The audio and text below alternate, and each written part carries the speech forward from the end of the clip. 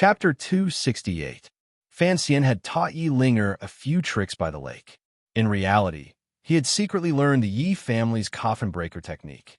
Yet, she had called her master from last year to today. This fact made him feel both funny and happy. "Where are you going?" "I'm going to your manor to see Wanner," replied Yi Linger. After saying this, she looked at Miss Shun, who was standing next to him. She snorted and said nothing.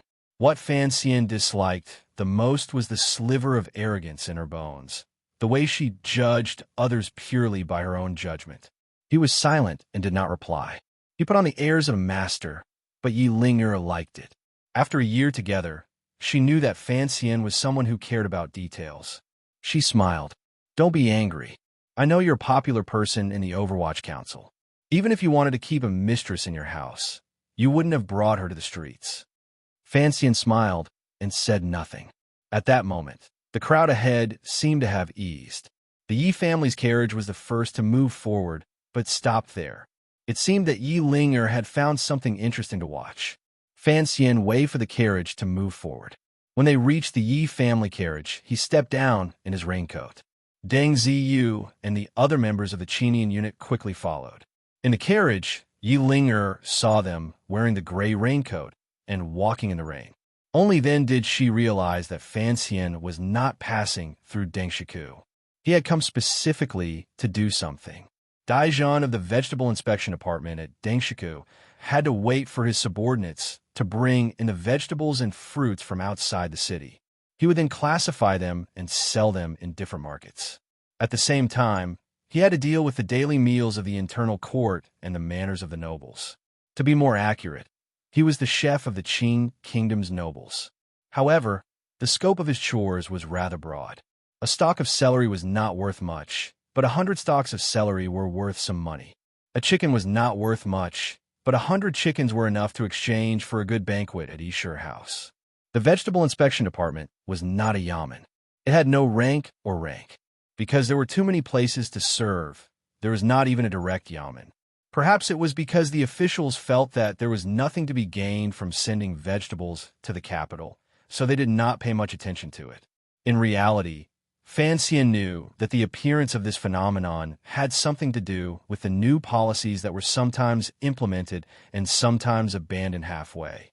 The emperor was playing around blindly, so the organization below was also very chaotic and redundant. As the chief officer of the Produce Inspection Department, Daizhan had been steadily earning money from eggs and vegetables all these years. He thought that he was the only one who knew how many benefits were hidden in these unremarkable things. He often hid in his bed in the middle of the night and laughed secretly. Even when his most beloved concubine urged him to go to his uncle every day to ask for a proper official position, he refused. "Beautiful. I'm the first person in history to be able to sell vegetables to this extent." Daizhan couldn't help praising himself in his heart. But today, he could not be beautiful, nor could he smile. In this autumn rain, the officials of the First Bureau of the Overwatch Council directly sealed his pitifully small yamen and blocked the accounts room of Datong Square. Datong Square was full of vegetable sellers, and a third of the capital's daily vegetables were supplied here. With an ashen face, he rushed to the accounts room and looked at the black-clothed ghosts inside. He patted his cheeks to make his smile seem gentler. "So, it's the officials of the First Bureau. I was just thinking that since it's late in the autumn, there are some rare fruits in the square. One day, I'll have to go show my filial piety." The leader of the First Bureau's investigation today was Mu Feng. He knew that today's operation was a demonstration that Commissioner Fan wanted to make in the capital, so he did not dare to be careless. He looked at Daizhan coldly and said, "Master Dai, come with us." The officials of the First Bureau had already sealed the account books with familiarity and began to use the names in the register to point out the people in the square and lock them into the carriages outside. The autumn rain was still falling, and Daizhan's heart grew colder. He smiled apologetically and said, "I wouldn't dare to call myself master. Perhaps Master Mu has misunderstood something." He habitually stuffed a banknote into Mu Feng's sleeve. Mu Feng looked at him and felt pity for him. Had he not even heard of Commissioner Fan leading the First Bureau? Two indifferent Overwatch Council officials stepped forward and unceremoniously kicked Dai Zhan in the back of his knees, knocking him to the ground. They took out a secret rope from behind their waists and tied a difficult-to-untie knot around Dai Zhan's hands.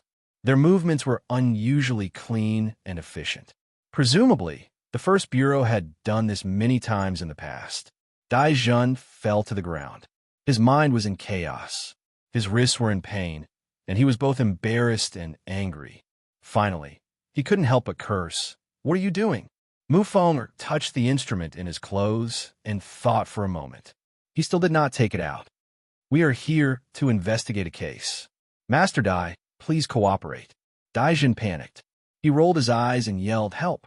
The Overwatch Council is murdering for money."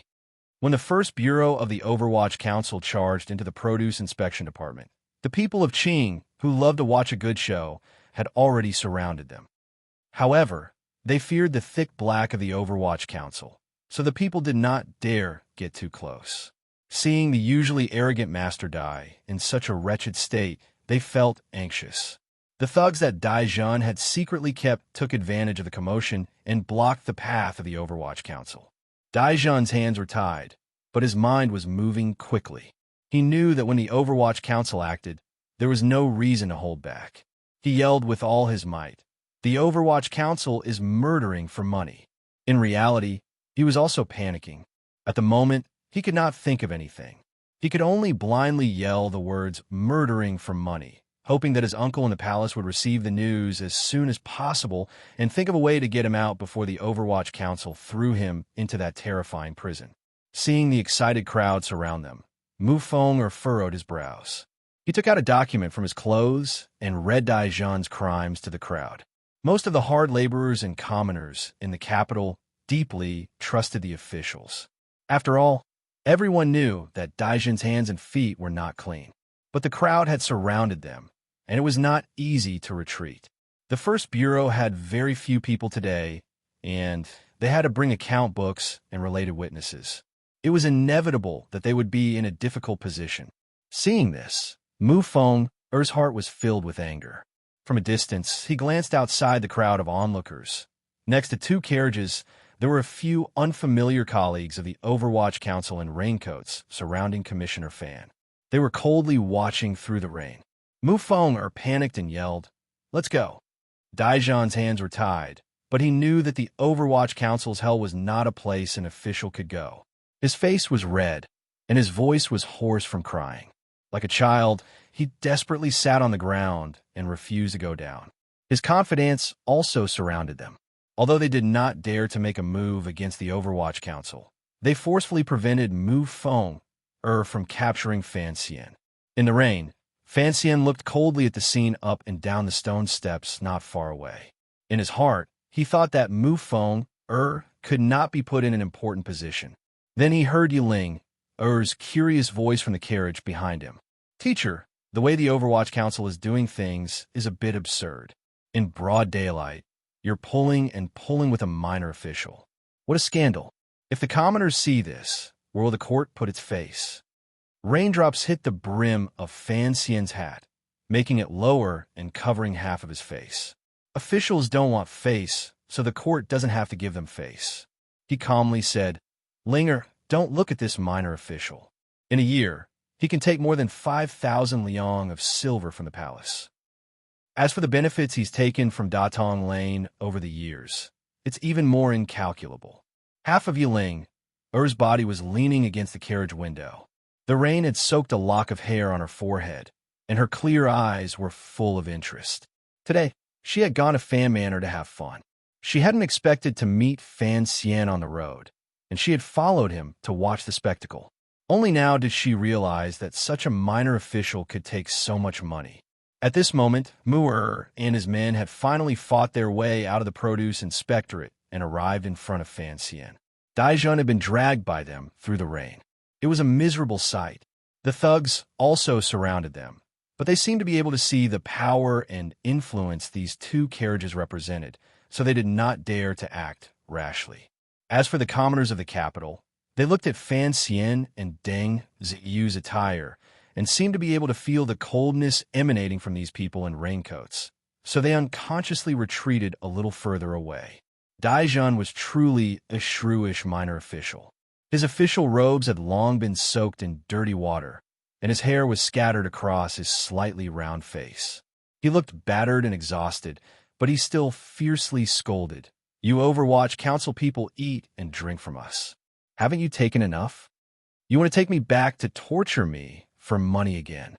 When the ignorant commoners heard him say this, they couldn't help but look as if they had suddenly understood. Fan Xian slightly lowered his eyelids and looked at the official in front of him, who was sprawled in the rain and kicking his legs like a pig on the verge of death. He was not in a hurry to seal his mouth, because the Overwatch Council in the hearts of the world's people had long ago formed an incomparably dark image. Even if Dai Jun cursed a few more times, it would not affect the overall situation. And today, he was only beating a small cat. The key was that he wanted to see how capable his subordinates were. Looking at Mu Feng, who was in front of him with a face full of guilt and a trace of anger, Fan Xian shook his head and asked, "Why didn't you choose to go to his house in the middle of the night and take him? Although it's raining today, you know that there are many people in Datong Square. It's easy for trouble to happen." Mu Feng was startled. In the new regulations, it was written very clearly that in the future, cases should be handled in the open as much as possible. That's why he had chosen to go to the Yamen to arrest people. He wanted to do it beautifully and make a name for himself. If it had been before, if the Overwatch Council really wanted to arrest an official, of course, it would have been in the middle of the night. They would have gone to his house and taken him away. How did this become his fault again? Fan Xian didn't wait for him to explain. Even if you wanted to come during the day, you could have sealed the account's room and left immediately. Given your methods, could you not have allowed Dai Jun to return to the council quietly? What use are you keeping those methods? What crimes do you still have to recite? Do you think you're an official of the Supreme Court? Do I have to specially hire a scholar to follow you and proclaim the sacred religion? Hearing these sharp and piercing words, Mu Feng repeatedly complained. On one hand, Daijun's backing was indeed strong enough. If he used his methods recklessly, he was afraid there would be trouble in the future. On the other hand, he was also worried that the commissioner was a great scholar and might not be able to see them do such shady work.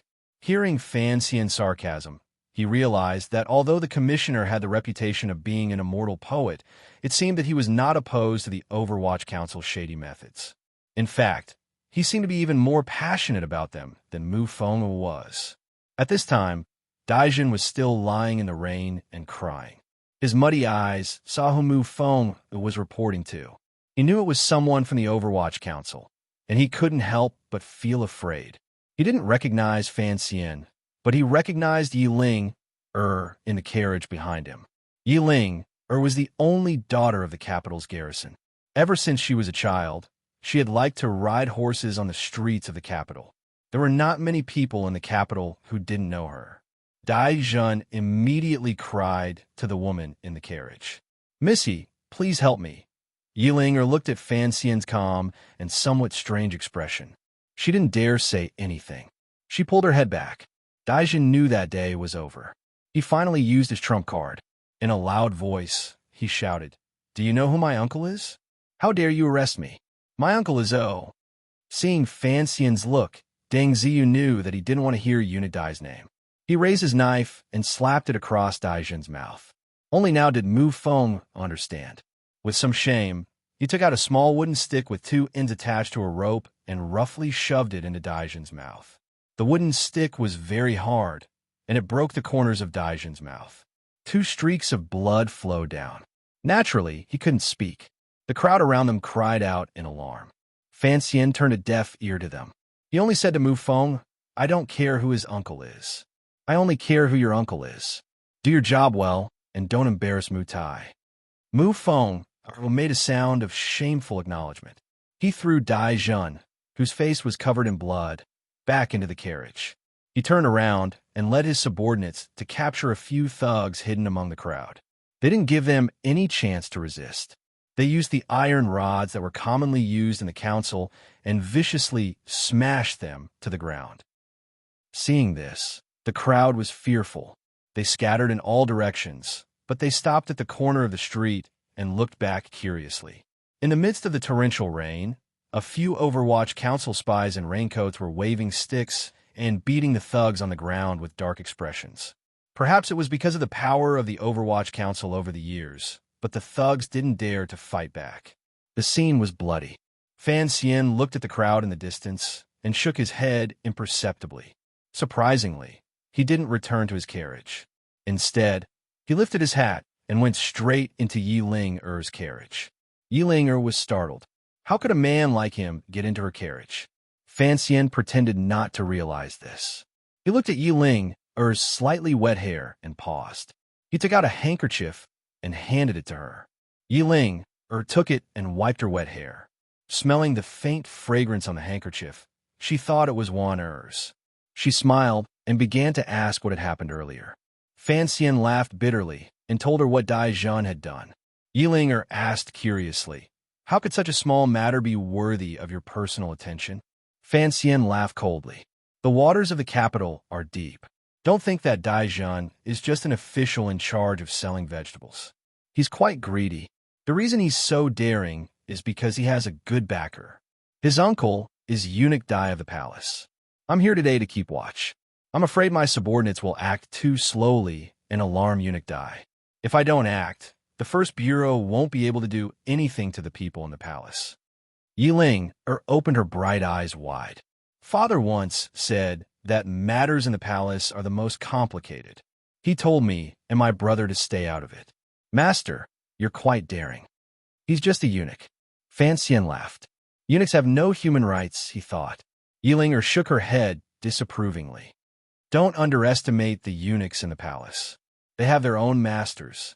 If you embarrass them, you'll be disrespecting the concubines in the palace." Fan Xian was slightly taken aback. It seemed that he had only just thought of this problem. After a moment, his face returned to a sunny smile. "What's there to be afraid of? I don't like when I go into the palace as a lobbyist. If the concubines make trouble for me, as a fake son-in-law, the worst that can happen is that I'll be punished by the palace." Yi Ling-er tilted her head slightly. She looked at this fearless fellow, and it was impossible to tell what she was thinking. The carriage arrived at the main gate of Fan Manor, and the two of them got off. Tung Zijing was already waiting outside. Fan Xian told him to have his wife take care of Miss Shun in a house in the back street, and then he led Yi Ling-er into the manor. He didn't forget to ask for the handkerchief in Yi Ling-er's hand.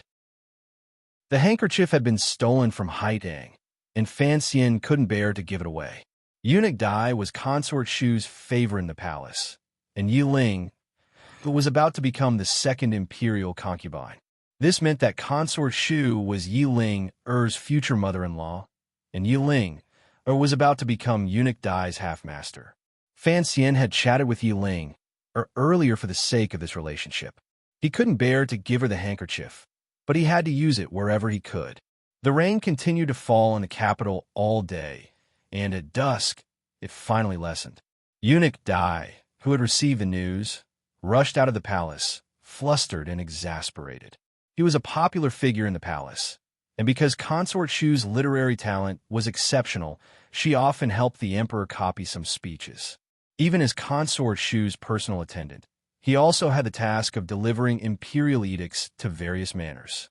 For example, when Fan Xian had first received the title of functionary of Taichung Temple, it had been this Eunuch Dai who had delivered the edict. By delivering edicts to various manors, he had naturally received many benefits. Now that he had broken the rules and entered the palace, no one dared to say a word. Eunuch Dai stood at the entrance of the produce inspectorate, his face bright red. He looked at the mess inside and heard the cries of pain coming from the people around him. He couldn't help but feel angry. Pointing at his nephew's subordinates, he yelled, "I told you a long time ago. You can ignore the other yamens in the capital, but the Overwatch Council must be fawned over." One of the men covered his swollen cheek and cried, "My ancestor, we've given them a lot of benefits. Today, I even gave them a banknote, and the official of the First Bureau accepted it. Who would have thought that they would copy it without error?" Eunuch Dai's entire body shook with anger. In a sharp voice, he yelled, "Who dare to not give me face?" Which little bastard led the team? I'm going to find that black-faced Mutai. How dare he touch the Dai family seedling? He was a palace eunuch, and the Overwatch Council had no control over him, so he had the right to say such things. In his anger, he took his sedan share to the first bureau to demand Daijun's return. Although his nephew, Daijun, was a good-for-nothing, he had still sent over a lot of silver every year. He couldn't just watch as the Overwatch Council tortured him until he was half dead. In the capital's bureaucracy, who didn't know that the Overwatch Council was a place like that? Even if you made it out alive, you'd probably be missing a few parts. The sedan share arrived at the entrance of a yamen, but Eunuch Dai was suspicious. He first had his attendant go in and make some inquiries. Not long after, the attendant came out and whispered something in his ear. Eunuch Dai's face immediately changed. After lingering for a long time, he gritted his teeth and said, "Return to the palace." The injured thug saw that the old man's sedan share was returning to the palace, and he panicked. Ignoring the fact that he was at the entrance of the first bureau, he shouted, "Old master, you must uphold justice for us."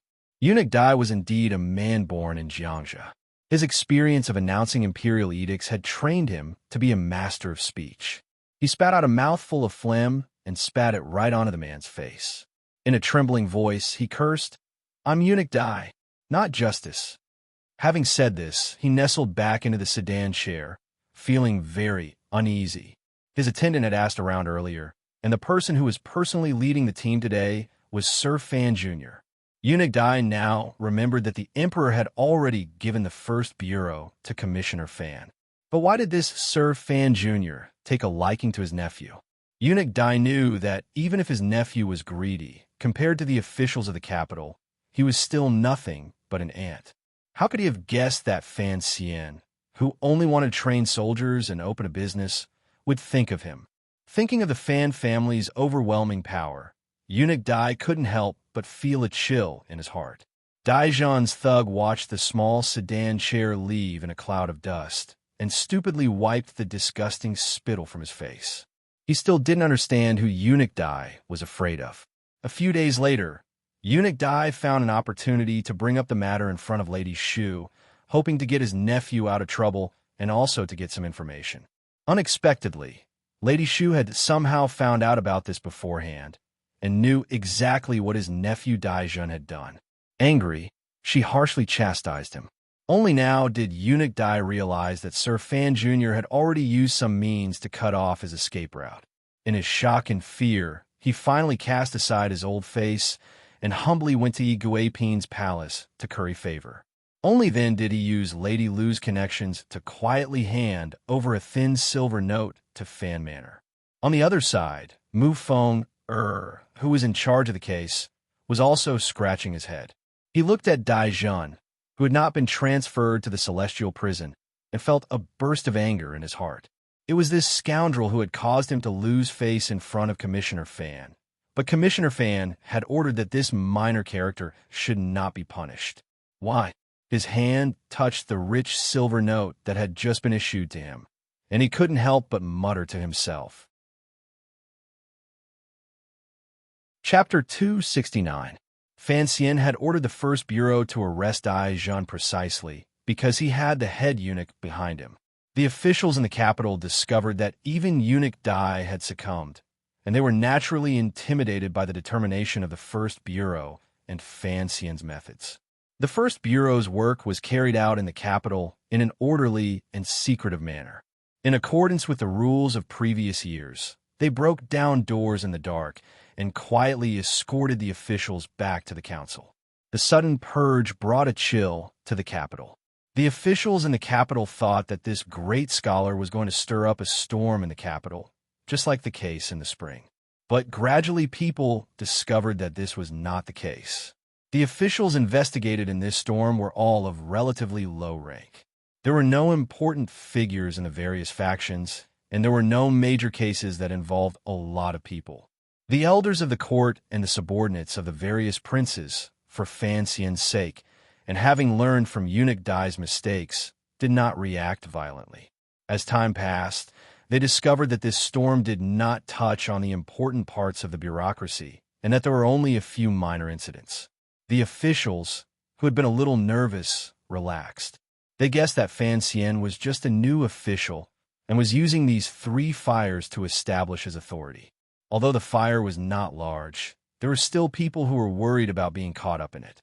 So in the past few days, Lady Lu had become the busiest person in Fan Manor. Her pair of hands, which usually liked to hand out banknotes without the slightest bit of emotion, now began to collect the banknotes with great compassion.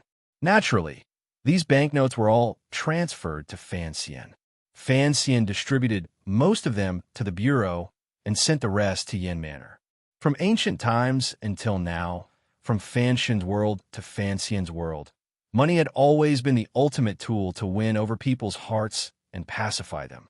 So the employees of the first bureau of the Overwatch Council were much more motivated, and the officials who had succeeded in intimate contact with the wife of the minister also felt a lot more at ease. Those who gave money, those who received it, they all comforted themselves. The affairs were already on the right track, so Fan Xian did not go to Xinfeng restaurant today. Instead, he sat in his study and flipped through the files in his hands. The files had been compiled by Mu Tai. Although the writing was not exquisite, it was clear. After paying a large fine, Eunuch Dai's nephew was lucky enough to return unscathed from the Overwatch Council. Taking advantage of a loophole in Qing law, he was not moved to the Ministry of Justice or the Supreme Court.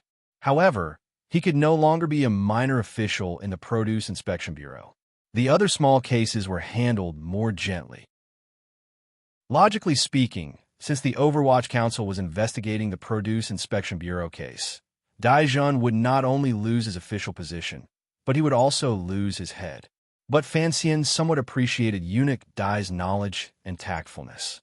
He had saved him some trouble in the future, and Yi Ling, had silently entered the palace to speak up for him. She had also passed on concubine Shu's plea for leniency. This was a favor he had to sell. Shi Chanli looked at his young teacher across the desk and felt a little uneasy. After the spring examinations, his 3 good friends, Ho Jichong, Yang Wanli, and Cheng Shilin, had been sent out to become officials. According to the letters, they were doing well in various counties and provinces. Prime Minister Lin had been in the court for many years, so naturally he had connections all over the counties and provinces. These people all had their eyes on Fan Xian, and as for Fan Xian's 3 prize students, they naturally had to be taken care of. Of the 4, only Shi Chanli did not have a name on the list, so he could not immediately embark on an official career. Before Fan Xian left for Northern Qi, he left a letter for Shi Chanli to wait for his return. Unexpectedly, after Fan Xian returned, he immediately took over the affairs of the first bureau of the Overwatch Council. Shi Chanli was not sure what he could do to help his teacher. His friend had already become a ruler of a region, while he himself could only sit in his study and transcribe files. Even though he was an easygoing person, he could not help but feel sad. Fan Xian raised his head and glanced at him. With a smile, he said, "Do you think it's too stuffy?" Shi Chanli smiled bitterly. "Teacher, you are a few years younger than me, and yet you can be so calm in the midst of complicated documents. It seems that I also need to sharpen my temperament." Fan Xian chuckled. If Ho Jichong were here, he would certainly stand up and reply. If it was Yang Wanli, perhaps he would have already been unable to suppress his curiosity and begun to question why Fan Xian had released a felon. Only Shi Chanli was not impatient, nor did he have a dull tongue. It seemed that Fan Xian's decision to keep him by his side had not been a mistake. "Don't call me teacher," he said. "I'd rather you call me sir. It's not that it's too official, but it feels a little absurd." Shi Chanli was stunned. In fact, it was very common for examinees to be younger than the examiners. He did not feel that there was anything wrong with it. Fan Xian handed over the files on the table. "What do you think?" he asked. Shi Chanli did not know whether or not Fan Xian was testing him, but he had memorized these documents in the past 2 days. He shook his head and said sincerely, "I really do not understand, teacher, what you mean by this. If you really wanted to fight a tiger, you wouldn't have to keep an eye on these mice." Fan Xian smiled. I just wanted to find something for the cats of the first bureau to do. Familiarize themselves with it, so that when we do something big in the future, they won't be so flustered. Sir Chomley pretended not to hear the word big, and sincerely asked for guidance. Sir, as an official in the court, I naturally have to share His Majesty's worries and work for the court. But looking at your actions these past few days, although you have caught the small and the big, you have still offended some people. Offending people is a characteristic of the Overwatch Council. Fan Xian explained. You also know that the Overwatch Council is His Majesty's private organization. It is not a true public tool, but His Majesty's private tool. We only have one person we're loyal to, so whether it is from the perspective of the palace or the Overwatch Council, we must play the role of offending people. And the first bureau is deep in the capital. Being hindered by the prosperity of the capital, it has completely lost His Majesty's original intention. It is not valiant enough, not sinister enough.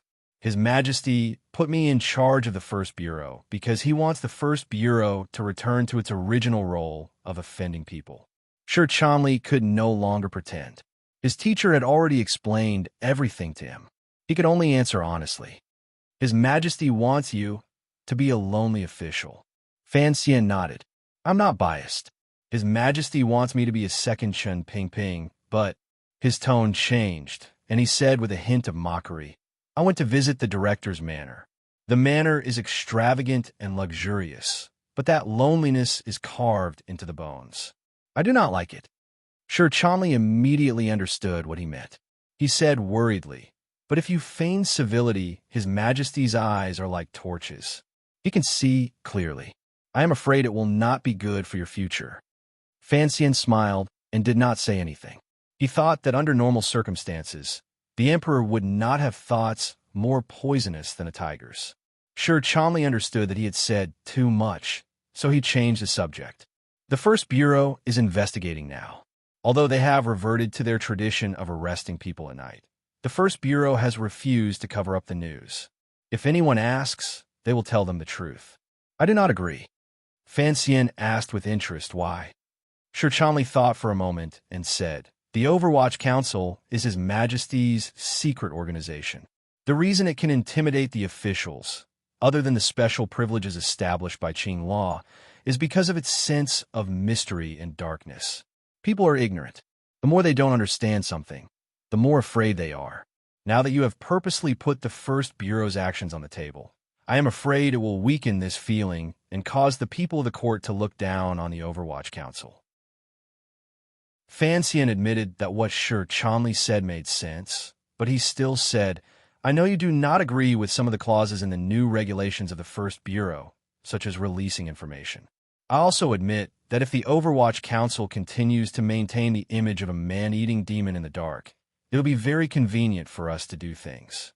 Sir Chomley was surprised that his teacher would agree with him. He wondered if Fan Xian did not want the people of the world to see him as a monster. Did he want to change their image? What Fan Xian said next immediately overthrew his imagination. I do not care what the people of the world think of the Overwatch Council, but you must understand that I am only in charge of the First Bureau, not the entire council. The First Bureau is located in the capital. Other than the secret agents in the manors of the nobles, there is no way to hide anything. The officials of the capital are as numerous as the swimming carp, and there are countless connections between them. Since there is no way to maintain the mystery of the First Bureau, then I might as well do it openly. Perhaps it will be more of a deterrent. He then said seriously, however, I only want the results of the investigation to be presented in the light. I don't expect the process to be the same. I can accept any dark means used in the middle. You should know that I don't want to be a saint. Sir Chomley nodded, feeling very comforted. It seemed that his teacher was indeed someone who dared to expose the corruption of the bureaucracy, but was temporarily holding back. Fan Xian looked at him, not knowing what Sir Chomley thought of him. He said, from today onwards, for every case investigated by the First Bureau, after the case has been closed and sent to the Supreme Court or the Ministry of Justice, you must write a report detailing the cause of the case and so on. Then you must make an announcement. I have already chosen a place to put up the announcement. It will be on the wall between the First Bureau and the Supreme Court. Sir Cholmondeley was dumbfounded. This is against the rules. It is not the Ministry of Justice that issues the wanted posters, nor is it the court that issues the list. The Overwatch Council also has to make an announcement. Fan Xian said unhappily. Not the Overwatch Council, but the First Bureau. Didn't I say earlier that it had to be more open? Are you going to make me write a novel and sell it everywhere? Sir Cholmondeley immediately replied with joy. That would be best. It can solve the confusion of the people, and it can also slightly maintain the feeling that the First Bureau is not close to strangers, and you have opened a bookstore, so it is most convenient. Fan Xian exhaled in anger and stood up to leave. Sir Cholmondeley carefully followed behind him. Finally, he couldn't help but ask, Teacher, does this mean that I will start working in the Overwatch Council? Fan Xian sighed. He knew that the scholars of the world did not want to enter the sinister and shameless Secret Service.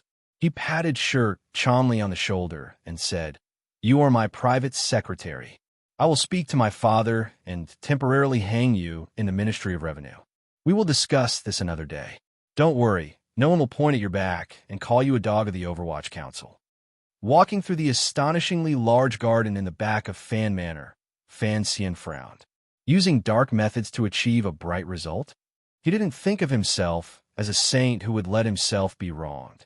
Although he was very willing to do things for the people of the Kingdom of Qing, such as slightly curbing the corrupt atmosphere in the officialdom, and at least ensuring that the dam in the south would not collapse so quickly, the rectification of the First Bureau was more out of his own selfishness. Although he had the title of a mortal poet, and now he had the secret praise of a new generation of literary leaders, when he clashed with the dark filth that had accumulated in the Overwatch Council for 20 years, his reputation would always be somewhat damaged. So he wanted to make the First Bureau brighter, because a good reputation would help him greatly in the future. Thinking of the words about darkness and light, he couldn't help but think of when he was chatting with Haidang in northern Qi. She said, The dark night gave me black eyes, but I will use them to roll my eyes at the world. He couldn't help but worry about the situation in the north. He didn't know if Haidang would be able to properly arrange the matter he had entrusted to her. Uncle Wu Zhu was still playing missing, and there was no news of Ku he returning to Shanjing. Far away in the garden, a few girls were chatting. It was a sunny day, and the grasshoppers were hopping around in the grass after autumn. The cicadas in the trees took advantage of the last moments of their lives to call out with all their might, drowning out the voices of the girls. Dabao was catching ants by the courtyard wall. Fan Xian was not at school, but he was not at home either. Fan Xian squinted and saw that Yiling had come again today. He couldn't help but secretly groan. That girl thought she had done Fan Xian a great favor, and these days she had been coming to the manor to play. When he saw that the shy princess Ro Jia sitting next to Yiling, he felt even more bitter. A 12-year-old girl had become a 13-year-old, but she was still a girl, and Fan Xian didn't want to be stared at with adoration. Recently, he had refused Li Hongqing's invitations to dinner many times. Before Yin Bingyun's investigation was complete, he had to hide. And today, he had to hide from Ro Jia, the little girl who had secretly expressed her love for him. Circulating the Jinqi in his body, Sir Fan's body lightened. He demonstrated the lightness he had learned from the shadows of the staff. He flew over the yellow grass and quietly leaped out of the manor. Arriving at Shenzheng Road in Jingdou, the manor that Wang Qinian had bought for 120 liang of silver, Fan Xian sat in the innermost room and stretched comfortably. This was his most secretive nest, other than the Qinian unit and Shan Pingping. Not even his family knew that he often conducted official and private business here. Deng Ziyu's expression was solemn as he placed the 2 bamboo tubes on the table and retreated. He knew that he did not have the commissioner's trust, as Wang Qinian did, so he consciously left the room. The color of the bamboo tubes was very similar. Perhaps they were both produced at the foot of Yin Mountain near Shanjing. The wax used to seal the tubes was also very similar. They were both intact and probably untouched. Only the secret markings on the bamboo joints let the secret agents of the Overwatch Council in charge of transmitting intelligence Know that these two extremely secretive letters belong to two separate routes in the northern system. Fan Xian picked up the bamboo tube. The first thing he did was to confirm that no one had opened it. Wang Qinyan's calligraphy on the wax had the charm of Pan Ling. It was indeed not easy to fake. Only then did he relax and open the bamboo tube, taking out the two letters inside. One letter was from Si Lily, and the other was from Haidang. To make it easier to communicate with Haidang, Fan Xian had set up a special line of communication for her. Si Lily did not send any important intelligence. Although she had already followed Fan Xian and Haitang's plan and converted to Tianyi Dao, her efforts to enter the palace had not yet yielded any results. In Shangjing, Shenzhong's family had been destroyed.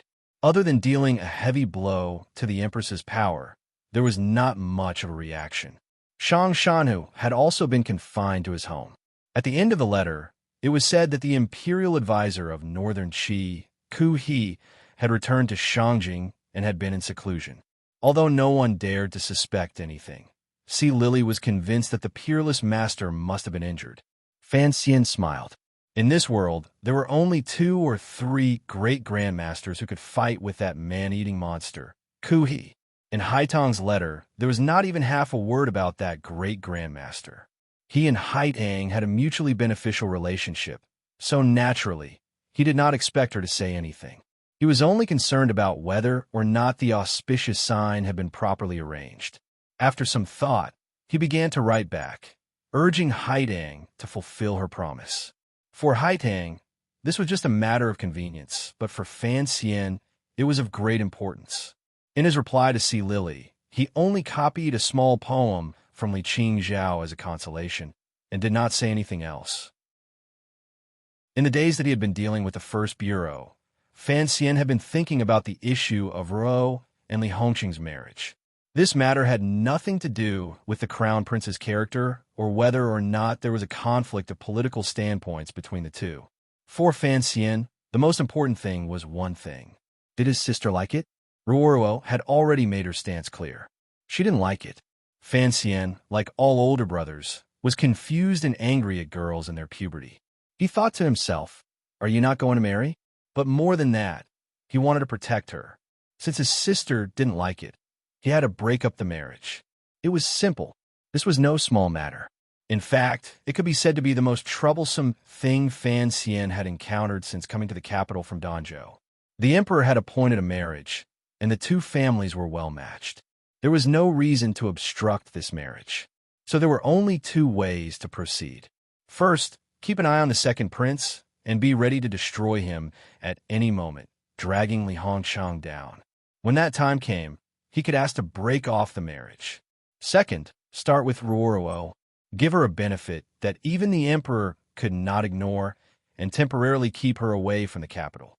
The first method, who knew how much a ruckus it would cause, and the second method was too vague. Even Fan Xian himself had no confidence in it. They say that a general success is built on the bones of 10,000 people. Do I have to create a marriage to break the bones of 10,000 people? He laughed self-deprecatingly. If that didn't work out, he would have to trouble Uncle Wu Zhu to take Ruoruo on a journey to the ends of the earth. Presumably, His Majesty would not actually execute the entire Fan family because of this. Chapter 270. Returning to the manor, Yi Ling'er and Princess Rojia had already returned.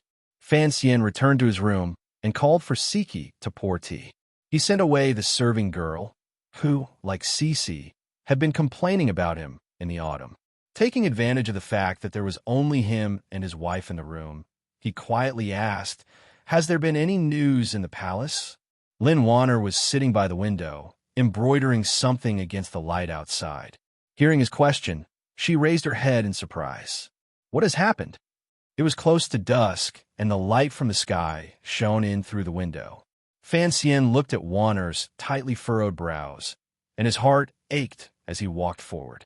He rubbed her smooth brows and said, "The light is not good. What are you embroidering?" Wanner's face was a bit pale. Perhaps it was because she had not slept well last night. She lowered her head and giggled. She hid what she was embroidering behind her back and said, I'll show you when I'm done. Fan Xian looked at his wife's weak appearance and long eyelashes. He couldn't help but feel a glimmer of guilt. Ever since he had left Jingdo at the beginning of spring, his care for his wife had been weaker than it had been last year. This was not to say that he was someone who liked the new and hated the old. After all, the great Sir Fan Jr. did not even have a concubine. It was just that there were too many things holding him back, and he rarely paid attention to family matters. Lin Wana thought of what he had asked earlier. She thought for a moment, and then said, "The palace has been quiet recently. There is nothing special. Why would you ask this?" Fan Xian smiled bitterly. "Your heartless uncle sent me to manage the first bureau. I don't know how many officials I will offend. The true masters of those officials all live in the palace. Naturally, I have to pay more attention." Lin Wan Er's identity was special. She had the royal grandmother's favor and the emperor's favor. Her position in the palace was even higher than Fan Xian had imagined. The emperor did not have a daughter. Presently, Qing Kingdom did not have a proper princess. Well, it was not much different from a princess. She thought for a moment and then smiled. "Don't worry. We all know the emperor favors you. Those ladies will only say good things about you in front of you." Fan Xian smiled and said, "I've only seen the emperor a few times. I don't know where the word favor comes from. If it's said that the emperor favors you, then it's possible. As for me, it's just love me, love my dog." A trace of adoration flashed through Lin Wanner's eyes. "Husband is always like this." She continued, "Shu Guifei has been full of praise for you these days. As for Yi Guipin, you also know that she is a relative of our family. No matter what, she has to side with you. It's just that the Empress is as quiet and indifferent as usual. As for the other concubines, they don't even have the right to speak in the palace, so I haven't remembered them." Fan Xian trusted his wife's judgment. Even if he took over the Overwatch Council in the future, the royal palace was still a place that his fingers could not touch. And Wanner was his most reliable spy and spy. Lady Shu had said good things about him because he had done her a favor. A few words didn't cost him much money. "What did Lady Ning say?" Fan Xian asked curiously. "News of me and your great brother fighting over the road should have reached the palace a long time ago." Lin Wanner covered her mouth and laughed. "Lady Ning can't be bothered with you. She has always loved me the most. She said that you and the great prince are two brats messing around. In the future, she will beat you 50 times. Fan Xian pretended to be alarmed. "My wife, the beatings in the palace are not pleasant. You have to help me put in a few good words." Lin Wanner was too lazy to respond to his naughty joke. She spat and said, "You like to offend people, and for no reason. You always want me to clean up after you." She took out the tight embroidery from behind her and giggled. "You have nothing to ask, Commissioner? Then please leave. Don't disturb me." Fan Xian pulled back his hand that was about to grab her hand. "I don't know what it is," he said gloomily. Just as he was about to leave, he remembered the important person he had forgotten. With a trace of hesitation, he asked, "Did you see the Empress Dowager?" Lin Wanner's hand paused. A moment later, she raised her head. There was confusion and sadness in her eyes. She nodded. "I saw her." Grandmother didn't say anything. The Empress Dowager, who had always lived deep in the palace, was in reality the true ruler of the entire palace. Strangely, Fan Xian had entered the palace a few times, but had never had the chance to see her. Even the last 2 times the couple had entered the palace, the Empress Dowager had said she was ill and refused to see her. And when Wanner entered the palace herself, the Empress Dowager loved her dearly. She held her in her arms and called her darling. The Empress Dowager was clearly distancing herself from Fan Xian. This made Wanner feel vaguely uneasy and confused. Fan Xian laughed coldly in his heart. He knew that the Empress Dowager had guessed something, but he was not afraid. Lin Wanner looked into his eyes and sighed. "Today, she told me about Linger entering the palace last time. Husband, I know your official duties are a bit difficult, but you still don't know what kind of person you are. It looks like you are using her, but I'm afraid you are giving yourself an excuse to remember her favor. The things you told me last night are very scary. Second brother, although the second prince looks soft and easygoing right now, his personality is actually very twisted. since you have no choice but to investigate him, if you still have so many misgivings like you do now, I'm afraid it is not appropriate. Fan Xian looked at his wife's worried face and smiled slightly. He nodded. I also didn't expect that when you were little, you would give the second prince the name Pebble. He looks easygoing, but once he sets his mind on something, he will not change, Lin Wanner said worriedly. Fan Xian had always believed that the way of a husband and wife was based on sincerity. If he was reborn, he would have to be more cautious of the person who slept next to him. That kind of life would be a bit miserable, so he did not hide the fact that he was investigating the second prince from his wife. Hearing Wanner's worry, he comforted her. In reality, it is for the good of the second prince. Looking at the current situation, the court officials seem to be blinded by the emperor's determination to protect the crown prince. If no one pulls the second prince up now, when he truly climbs to the top, it will not be easy for him to come down again. Lin Wanner smiled sweetly and did not continue this topic. She changed the subject. I don't know how your heart was born, but it has a few more openings than other people. Your brain is full of twists and turns. A few more openings than a person? Fan Xian almost blurted it out, but he knew that he was just an actor. When it came to politics, he was very naive. The only thing he could rely on was his own cold-bloodedness and the gentleness on the surface. He bowed deeply to his wife and smiled. How could I be compared to the great strategist Lin? You are a fairy who escaped from the most scheming palace in the world. Lin Wanner spat at him and laughed. Do you really think the palace is so embarrassing? Fan Xian smiled. A wise man once said that in this world, there are only brothels and the palace. It is a world of darkness. It is not a place for people to stay. Hearing this, Lin Wanner was startled. She felt a bit displeased and lowered her head. Only now did Fan Xian remember that his wife also came from the palace. What he said really did not take her feelings into consideration. He smiled and apologized, and the two of them returned to normal. After a moment of silence, Lin Wanner thought about it carefully. Her heart was moved.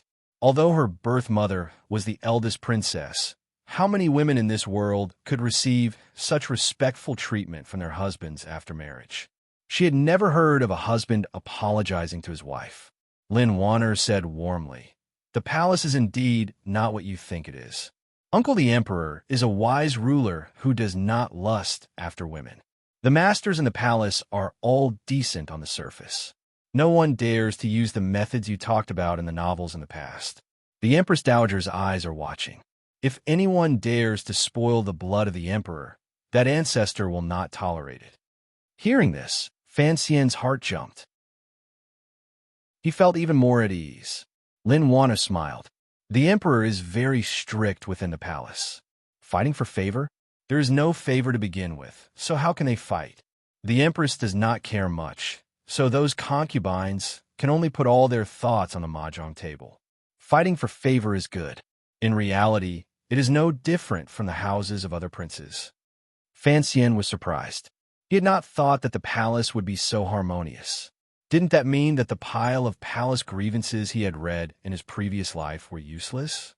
He scratched his head in self-mockery and laughed. No wonder you're so good at mahjong, Wanner. Even that little monster Fan Xian can only tie with you. As soon as she heard about mahjong, Lin Wanner's face shone with a strange light, which scared Fan Xian. He walked up to take a closer look, only to find that the light was hidden like flowing light, but it was contained within. It was like a piece of jade. It was called the light of a master who returned to simplicity. Lin Wanner's eyes wandered, and she glared at her indecent husband. My hands are itching to marry you, but you are so busy every day that I can't see you. But my luck is good. I managed to catch a genius at the mahjong table like my brother-in-law. She gritted her teeth, rolled her sleeves, and rubbed her fists. I don't know where Fan Xian has gone these days. Every day, he can't catch anyone at the mahjong table. Playing mahjong with his mother is torturous. Look at how courteous she is. It's like I am her mother-in-law. Fan Xian scratched the bridge of her sharp little nose and jokingly scolded. Who talks like that? He paused and then said, Lady Lu is not your mother-in-law. Don't be too unreasonable in the manner. Lin Wanner was full of hidden bitterness. Am I that kind of person? Her tone changed. In a few days, it will be time to admire the chrysanthemums. According to the rules of the past, the nobles in the palace will all go to She Mountain. I don't know how they will arrange for us this year. We must go, but we have to see how we go. I reckon that in a few days, there will be eunuchs from the palace coming to deliver an edict. Don't forget about this. Admire the chrysanthemums? Fan Xian's brows twitched. He knew that in the crisp autumn air, the people of Jingdo all liked to go to the gardens to admire the chrysanthemums. He had not thought that the royal family would also have this hobby. Naturally, he had to go to the Leaf family's large gathering. However, thinking of what he had done recently in Jingdo, he suddenly wondered if the older generation of foxes were watching his every move like they were admiring the chrysanthemums. Not noticing her husband's sudden silence, Lin Wanner said seriously, I haven't been able to play mahjong lately, and the chrysanthemums haven't bloomed yet. I'm always bored. The book you promised me before marriage, when will you write it for me to read? Fan Xian's head was full of questions. How could he still have the energy to copy Dream of the Red Chamber? He forced a smile and begged for mercy. I say, grandmother, please spare me. Seeing Lin Wanner's stubborn expression of urging him to write, he didn't dare to stay in the room and dawdle. Smoke rose from his butt as he pushed open the door to hide. Fan Xian fled as if he had seen a ghost. He made his way through the wide courtyard until he ran into a few servant girls who were covering their faces and laughing. Only then did he feel that something was wrong. He coughed twice, trying to show the demeanor of a famous person and a famous official. But his body had not even straightened for a moment before he immediately slowed down. He gritted his teeth. Since he was young, he had decided that he wanted to live a beautiful life. Why should he care about how others looked at him? He grunted, hummed a little tune, and hopped into his study. Although his conversation with his wife was casual, he had obtained some useful information. However, Fan Xi's movements these days were indeed a little strange. Fan Xian frowned, faintly worried. Then he thought of the problem with Story of the Stone. Only then did he remember that the Emperor of Northern Qi had sealed off the news. He owed him a favor, and it seemed that he would have to copy a chapter and send it over. However, the fact that he was the author of Story of the Stone could not be hidden for long. He decided not to use the Overwatch Council's secret mail route. After sitting for a short while, before the light outside the room had completely dimmed, Yin Bingyun had arrived as promised. Fan Xian looked at the file he handed over and could not help but rub his temples. Today, he had first gone through the file Mu Tai had handed over and set the tone with Shi Chanli. Next, he had gone to the old manor to do some work. After returning to comfort his wife, he now had to talk to Sir Yin. In a short day, he had done so many things. It seemed that the so-called cultivation of a powerful official was indeed a very tiring path. I've already arrested the people you wanted me to arrest. I don't know if this will be of any help to your work. Fan Xian did not look at the file. He only asked calmly. A while ago, the whack-a-mole seemed to have not touched upon the bureaucracy of the capital. But in reality, under the cover of a large number of redundant cases, he had carefully approached the secret power of the second prince. He had also tentatively arrested 2 officials, because Yin Bingyun believed that although the 2 officials were of low rank, they were important figures in investigating whether or not there was a relationship between the second prince and the eldest princess. Yin Bingyun sat in a chair, his expression calm. He pointed at the file in front of him. They had been arrested. Fan Xian was shocked. That fast. He was too lazy to look at the file again. The conclusion? He asked directly. Yin Bingyun said coldly. Every year, Xinyan smuggles a large amount of goods to northern Qi and Dongyi. On the surface, the deficit is caused by the crown prince of the Eastern Palace, but in reality, the largest amount is given to the second prince through the Ming family. It is used to bribe the officials in the court and befriend the feudal officials of various places. So your judgment is correct. The second prince is backed by the eldest princess. Fan Xian frowned. The Ming family? The in-laws of the Cui family? Exactly. Such a large amount. How did they get it from the palace treasury to the second prince? Fan Xian asked. Of course, they couldn't go through the capital. They went around Jiangnan. In the middle, a few royal merchants split it up. from bottom to top, they were all controlled by the second prince. Yin Bingyun glanced at him. The process is complicated. It is written in the file. If there is anything you do not understand, you could just read it. It is more complicated to say it. Fan Xian did not pay attention to the doubt in his voice about his ability. He only sank into deep thought. His judgment was correct. He took a deep breath and said, "The man is very handsome." Fan Xian countered with a question. "The eldest princess and the second prince did it so secretly, but we easily found out. Do you think the palace doesn't know? How could our director Chen not know? Even if the palace is vigilant, they certainly do not have concrete evidence." Yin Bingyun slowly lowered his eyes. "Don't forget, the head of the first bureau, Zhu Gu, was always the eldest princess man. This case, if you were not in charge of the first bureau and the full cooperation of the other departments, it would have been impossible to find out. So, the situation now is that if you really open this case, Jingdo will be in chaos." He spoke calmly, but Fan Xian could hear a glimmer of coldness behind his words. To be able to find out so quickly, other than the terrifying resources of the Overwatch Council, a large part of it was due to Yin Bingyun's extraordinary ability. It was clear that Yin Bingyun did not want the case he was investigating to throw the seemingly peaceful Qin court into chaos. When it came down to it, Yin Bingyun was not loyal to Fan Xian. He was loyal to the emperor, to the Qin kingdom, and to the Overwatch Council. Fan Xian glanced at him. "Do you know what it means to suppress this matter?" Yin Bingyun shook his head. "I only know that if this matter is opened, your wife will be the one in the most difficult situation." In reality, most of the upper echelons knew that Fan Xian's wife was the eldest princess daughter. It was just that no one had said it.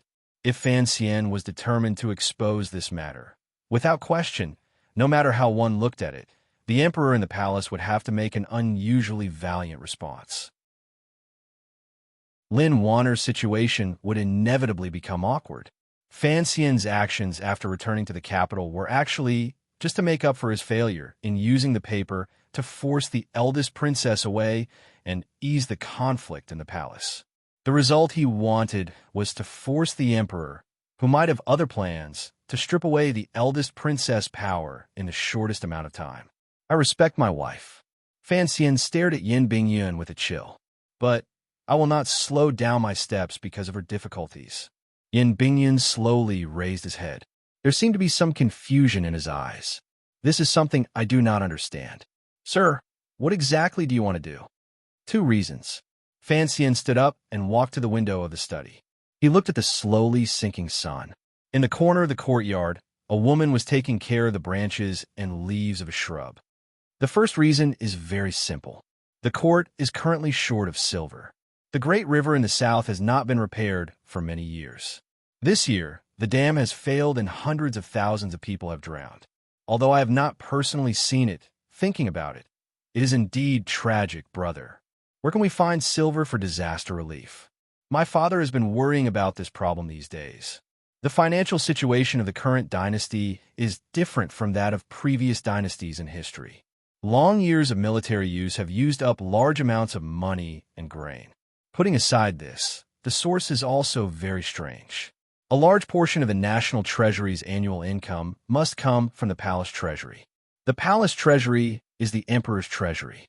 In reality, you and I both know that it is the legacy of the mistress of the Yi family. It is only by relying on the endless silver produced by these industries that the Qin kingdom can be supported." Fan Xian turned his head and narrowed his eyes at Yin Bingyun. "The eldest princess is a person who loves to play with power. Over the years, the silver of the palace treasury has gradually been scattered into the hands of officials in exchange for her and him loyalty and power. To put it bluntly, this is using the emperor's silver to poach the emperor's officials. The silver has been spent on internal strife and officials. In this world where silver is needed, where can we find silver? Silver is just silver. How to use it is a big problem. Rather than letting it rot in the officials' residences, it is better to force it out and fill it in the river to scare the ghosts. So, I am in a hurry to investigate the Cui family and the second prince. Otherwise, our eldest princess and the second prince, who only seems to like reading, will generously give away all the silver of the Qin kingdom. Fan Xian lowered his head slightly and seemed to feel a little emotional. He smiled bitterly and said, "Of course, after this matter is exposed, the emperor will probably not punish his own sister. But just like last time when she was chased out of the palace, the emperor will be afraid of gossip and carefully investigate the palace treasury. He will also give the second prince a wake-up call. But His Majesty will probably be angry and think that I am meddling in other people's business. He will kick me out of the Overwatch Council and demote me far away." He stretched and wore a pure and innocent smile on his face. "There is no other way. I hope the emperor will let me return to Danzhou." Yin Bingyun tilted his head slightly. His face was stiff, as if he had never known the commissioner in front of him. He murmured, "But you will take over the palace treasury next year. When that time comes, won't it be right and proper for you to investigate?" Fan Xian smiled and spoke as if he was talking about someone else's business. "The Qin kingdom has no surplus food. The sooner we can stop the outflow of silver from the palace treasury, the more the people in the south can have a few more bowls of porridge to eat. Other things can wait, but if we don't eat, we will starve." Yin Bingyun stared at him, as if trying to see if the person in front of him was the sinister official he had thought he was, or if he was a compassionate, benevolent, and unafraid of criticism. Chapter 271. Don't think I'm a saint. Fan Xian shook his head. "In the end, I'm thinking for myself.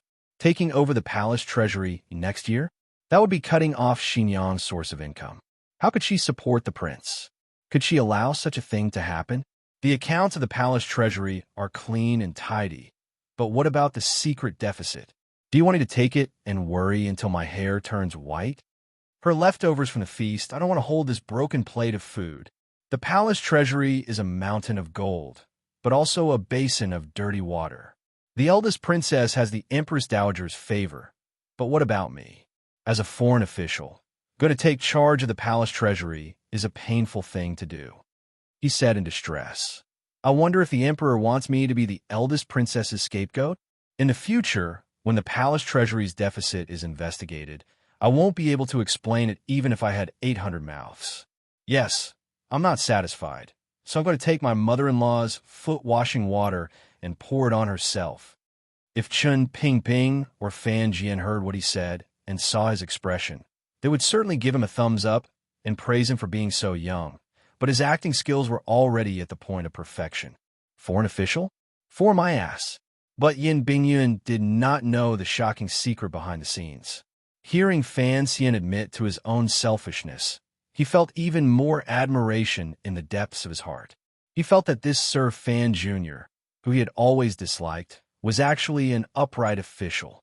He furrowed his brows and suggested, "Why didn't you reject the palace's proposal in the beginning? The palace treasury is indeed a hot potato." Fan Xian laughed somewhat self-deprecatingly. "Perhaps you won't believe me, but I really do want to do something for the people of the world." Yin Bingyun's appearance was still cold, but the warmth in his heart seemed to have warmed. He stood up and bowed to Fan Xian. He then began to use a steady voice and began to give advice from the perspective of a subordinate. "At this time, it is not worth it to touch the palace treasury." Fan Xian looked at him quietly. Yin Bingyun did not seem to feel Fan Xian's aggressive gaze. "Because even if this matter is revealed, looking at Sir's recent plans, perhaps he will have the guts to ask Sir Changli to write an official document and post it on the Supreme Court's wall, letting everyone know how much the eldest princess and the officials in the capital have benefited from the palace treasury." Fan Xian laughed self-deprecatingly. He really did have this plan. In any case, he was bold and had a strong backer. And this backer was not the emperor, but that uncle. "It's useless," Yin Bingyun said seriously. "At least for this year's victims, it is useless. The silver that has flowed out of the palace treasury cannot be recovered in a short month.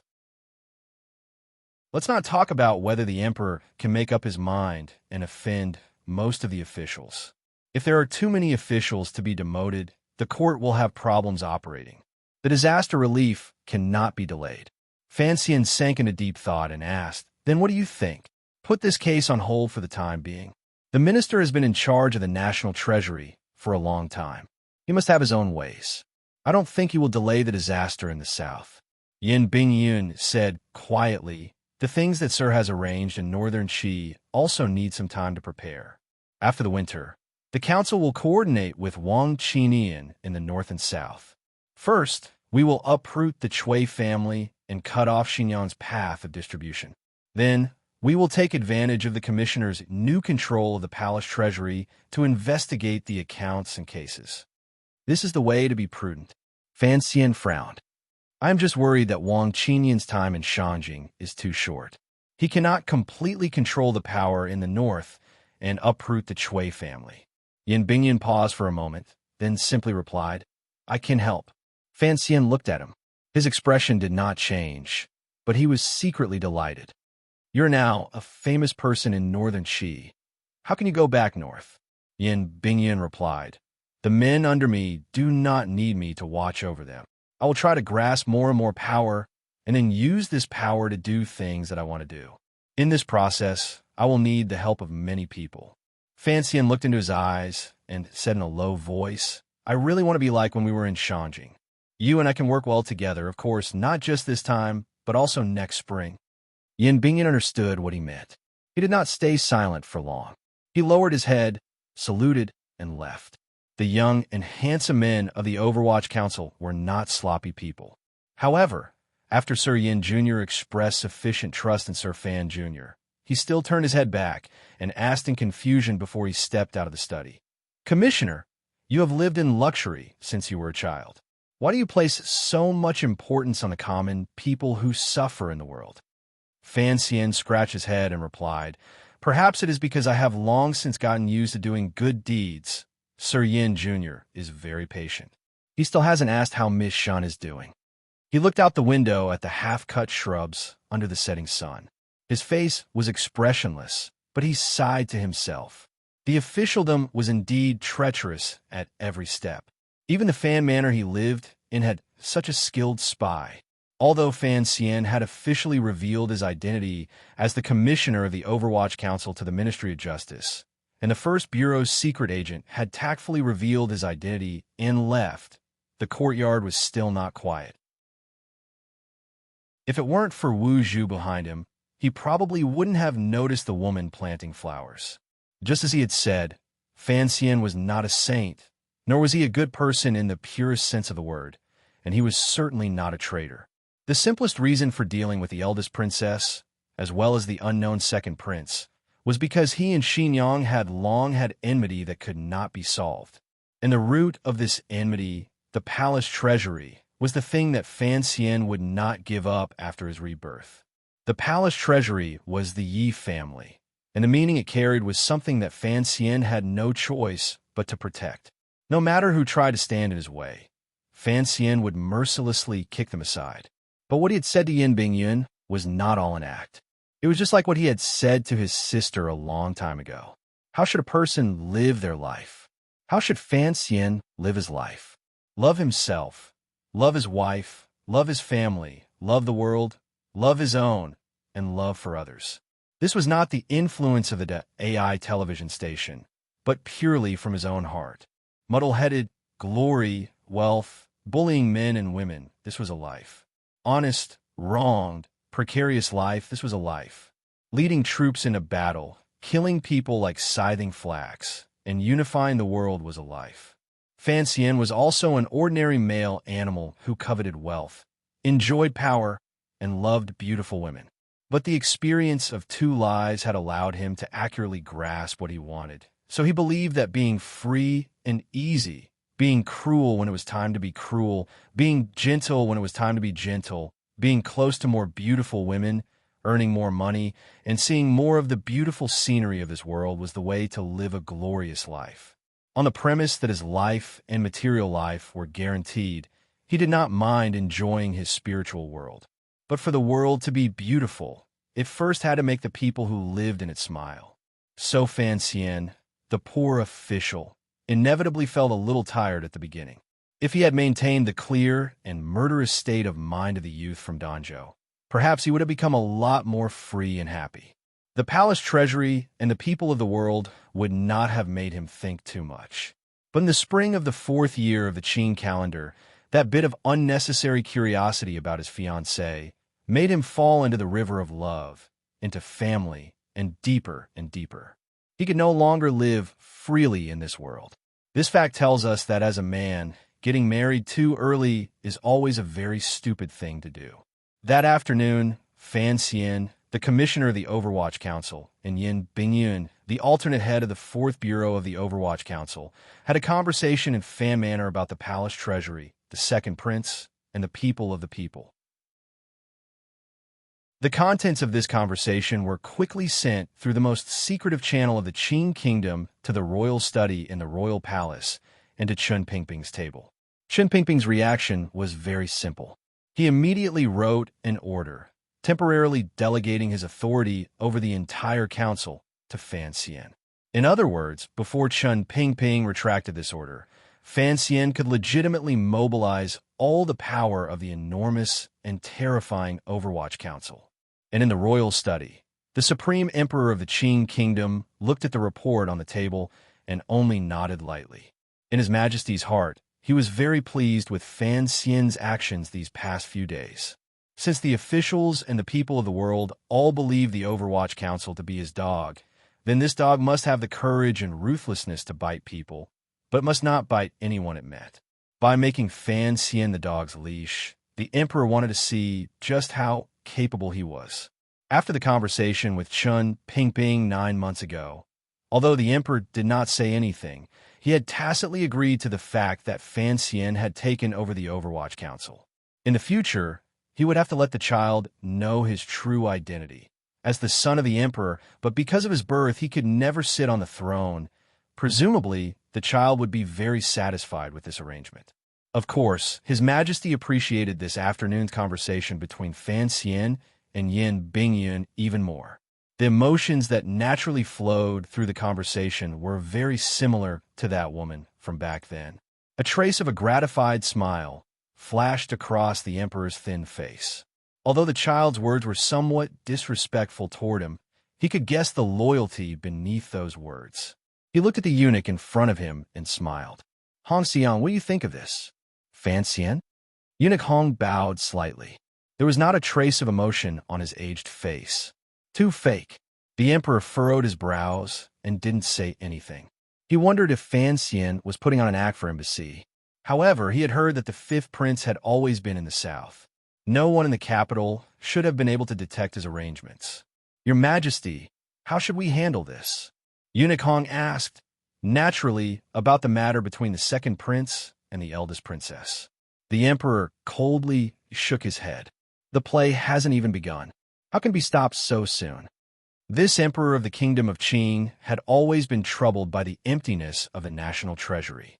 Although he had always had his suspicions about Xinyang, he had never found any concrete evidence. And because of the Empress Dowager's health, the emperor, who had always been loyal and filial, could not ferociously tear open everything under the curtains. After all, Li Yunrui had done more for the kingdom of Qing than he had done wrong. After all, the 2nd prince was his own son. It was only now that he truly believed Chen Pingping's words. In some matters, although young people could appear a little rash, they could also display sufficient ability and boldness. Not to mention Fan Xian, it seemed that the emperor had not paid enough attention to the young official named Yin Bingyun. The serving girls lit the candles and left. The royal study was silent. The emperor quietly waited for Fan Xian's memorial. If Fan Xian had truly guessed his intentions and was willing to follow his arrangements to be a lonely official, then by tonight at the latest, he should have found out and delivered the information to the emperor's desk. And if Fan Xian really did as Yin Bingyun wanted and suppressed this matter, the emperor frowned. Even if Fan Xian was considering things for the stability of the court, as the emperor, he could not allow such deception. With a creak, the door to the royal study opened. A eunuch walked in carrying 2 boxes of memorials. The emperor had always been diligent. Reading memorials until late at night had already become a rule in the royal palace. The emperor's expression did not change, but he was waiting for something in his heart. When he saw the secret memorial box at the very bottom, a warm smile appeared on his lips. He opened the Overwatch Council's special secret memorial box and began to carefully read the first memorial Fan Xian had written since entering officialdom. The secret memorial. After a long time, he put the memorial to the candle and burned it. He gently coughed, picked up the red brush, and wrote 2 words on a piece of white paper. He then sealed it back into the secret memorial box. In his heart, this memorial, which could change the fate of many people, was not a big deal. On the road to the pinnacle of power, the emperor had already seen through many things. It was different from what many factions, including Fan Xian, secretly guessed. He did not care at all about how his son and sister would make a fuss, because no one could truly understand the emperor's ambition and confidence. But the emperor was very satisfied with Fan Xian's performance, because he knew that Fan Xian was not standing on the Eastern Palace's side to attack the second prince. So when the emperor, who was comforted, began to read the memorial at the back, his thin face suddenly showed incomparable anger and disdain. The Imperial Censorate collectively accused Fan Xian, the commissioner of the Overwatch Council and head of the First Bureau, of corruption, taking bribes, and arrogance. The memorials were like pairs of provocative eyes staring at the emperor's gloomy face. Chapter 272. In the entire capital, the first person to know that the Imperial Censorate had collectively impeached Fan Xian, a popular figure of the court, was none other than Fan Xian himself. When His Majesty had not seen those memorials, Fan Xian knew that he was already standing at the heart of the storm. Mutai sat in the chair opposite Fan Xian and said, "Last night, the Imperial Censor of the left, Lin Mingsheng, led the way. Because of the confirmation process, it was only sent here today." The First Bureau of the Overwatch Council was responsible for secretly monitoring the movements of the officials. If the officials of the First Bureau could not immediately find out about such a large movement, Fan Xian was afraid that he would be so angry that he would start a second rectification. He nodded and flicked the paper in his hand. "Are these the charges?" he asked curiously. Mutai realized that the commissioner did not seem to care. He could not help but frown. "Sir, you cannot underestimate them." After all, he stopped talking. Fan Xian raised his head and looked at him. There was a hint of mockery in his eyes. "Do you think that I am worthy of these charges?" The memorials of the Imperial Censor and the Imperial Censor clearly stated that in the short month that Fan Xian had been in charge of the First Bureau, he had accepted a large amount of silver from many people. At the same time, he had released a large number of suspects. He had also allowed his subordinates to commit violent acts on the streets. The last matter was related to the reputation of the court, while the first 2 were actual charges. The banknotes that Lady Lu had handed over to Fan Xian were all well documented, and the officials who had been arrested by the First Bureau and then released could not be hidden from the world. These charges were enough to make any official step down. Fan Xian rubbed the spot between his eyebrows. He had been busy all day, and now he had encountered such a major event in the middle of the night. He was rather annoyed. The Imperial Censorate of the Qing court, the Imperial Censorate, has the skin of a duck and the heart of sheep. When did they become so unafraid of the rich and powerful? Or is it that I do not have enough power, that my status is not high enough? Hearing this, Mutai could not help but want to laugh. The Overwatch Council had always looked down on the Imperial Censorate, but he forcibly suppressed his laughter. He thought that the commissioner's last 2 rhetorical questions were asking a question he already knew the answer to. In Jingdo, Fan Xian Jr.'s power was high and noble, and everyone knew that. This was something that Fan Xian did not understand. Why did the Imperial Censorate's censors have the courage to offend him for no reason?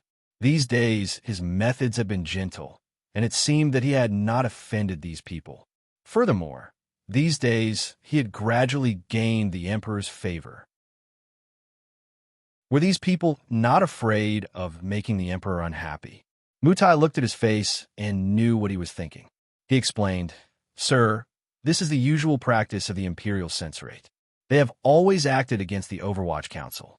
The law of Qing gives them this authority, and His Majesty has always suppressed the Overwatch Council's secret methods. So every few days, those poor scholars will always find fault with the Overwatch Council, but he frowned. I didn't think they would have the guts to directly target you, sir, and with such heavy crimes. Fan Xian reached his hand into the teacup and dipped it into a few drops of cold tea. He carefully rubbed it between his brows. The glimmer of brightness calmed him slightly. The Imperial Censorate was a very special organization. In the previous dynasty, the Imperial Censorate was the highest monitoring, impeachment, and suggestion organization in the royal court. The senior officers were the left and right Imperial Censors, and below them were the Deputy Imperial Censors and the Deputy Imperial Censors. According to local jurisdiction, there were also Imperial Censors, who patrolled the prefectures and counties. They were responsible for investigating and impeaching officials. In Zhuang Mohan's official commentary, it was written about the Imperial Censorate of the Wei Dynasty. The Imperial Censorate is responsible for impeaching the 100 officials, distinguishing between injustice and injustice, supervising the various departments, and acting as the Emperor's eyes and ears. Officials who are treacherous, petty, and tyrannical are impeached. Officials who are wretched, corrupt, and corrupt are impeached. Scholars who are not correct in their studies, who write to change the Constitution and hope to be employed, impeach.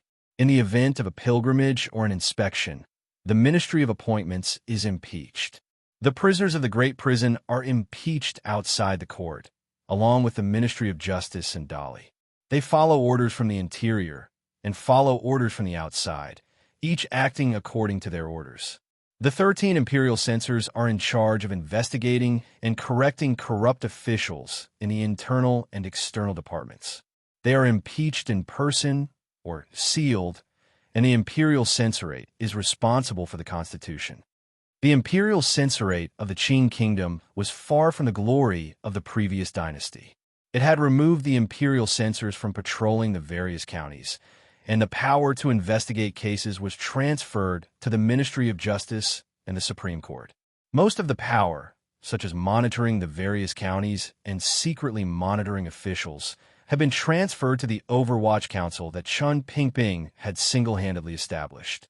Now, it was only the Emperor's eyes and ears. It had an empty mouth, but no real power. What kind of people were officials? They were men. What do men like most? Other than beautiful women, there was power. So the Imperial Censorate felt a glimmer of envy and hatred towards the Overwatch Council, which had taken away most of their power. Perhaps these scholars still missed the glory of the Imperial Censorate in the distant past, so they relied on their right to speak up to impeach the officials of the Overwatch Council from time to time. But with Chun Pingping's poisonous eyes watching, these Imperial Censors had been quiet for a long time. Why did these Imperial Censors suddenly rise and revolt? Fan Xian pondered this carefully. The Overwatch Council was the most powerful of the Overwatch Council, but that did not mean the Imperial Censorate had lost its influence on the court. Even the eldest princess had been forced out of the palace by Fan Xian's thousands of verbal papers. One could imagine that words were enough to kill an official. Most of the Imperial Censorate's Imperial Censorate came from humble backgrounds and were greatly supported by the scholars. In the past, when an Imperial Censor submitted a petition, it would always be echoed by the scholars. After a round of verbal attacks, the court would always investigate. Even if there were no results in the end, the official covered in filth would never be able to stand upright in court again. Fan Xian laughed coldly. His mind turned, and he knew where the problem was. It seemed that the Overwatch Council's secret investigation of Xinyang and the second prince had already been leaked. He remembered clearly that the former Imperial Censor of the left, who had been ordered by the eldest princess to break his legs in the Ministry of Justice, was a pretty boy raised by the eldest princess. And the great scholar He Zhongwei, whom he had been secretly investigating, was also in the Imperial Censorate. Not long after, the secret memorial sent to the palace received a reply. Fan Xian looked at the box wrapped in a golden silk handkerchief and shook his head. Opening it, there was only a piece of white paper inside. On the white paper, there were two words, Enji. Fan Xian's surname was Fan, and his given name was Enji. Now, he could naturally guess that this name was probably given to him by the emperor himself. He couldn't help but frown, unsure of what the emperor meant. When he submitted the secret petition, he knew that the emperor would temporarily suppress the matter of the palace treasury deficit. But the sudden accusation from the imperial censorate made him misunderstand. He thought that the emperor wanted him to swallow his anger. "I can't, Ng." Fan Xian shook his head and said to Mu Tai, "Investigate those imperial censors who consider themselves to be honest. Since they have petitioned me to take bribes and bend the law, then I have to reciprocate. It's impolite." Mu Tai was a little surprised. Director Chen once said that when it comes to the imperial censorate's petitions, it's like listening to a dog barking. Ignore it, because the palace does not want the Overwatch Council to investigate the imperial censorate. It would not look good. And in order to open up more avenues of speech, the emperor has never given the Overwatch Council the power to arrest the imperial censors. Fan Xian spat. "This time, they're not just barking. They're already opening their mouths to bite me. Who cares about the face of the court? I told you to investigate, and when the problem is found, I won't do it myself. Of course, I'll throw it to the Supreme Court and the Ministry of Justice. Even if the emperor doesn't accept it, what's the use of that wall outside the First Bureau?" Mu Tai was very happy. The people of the Overwatch Council had been waiting for this day.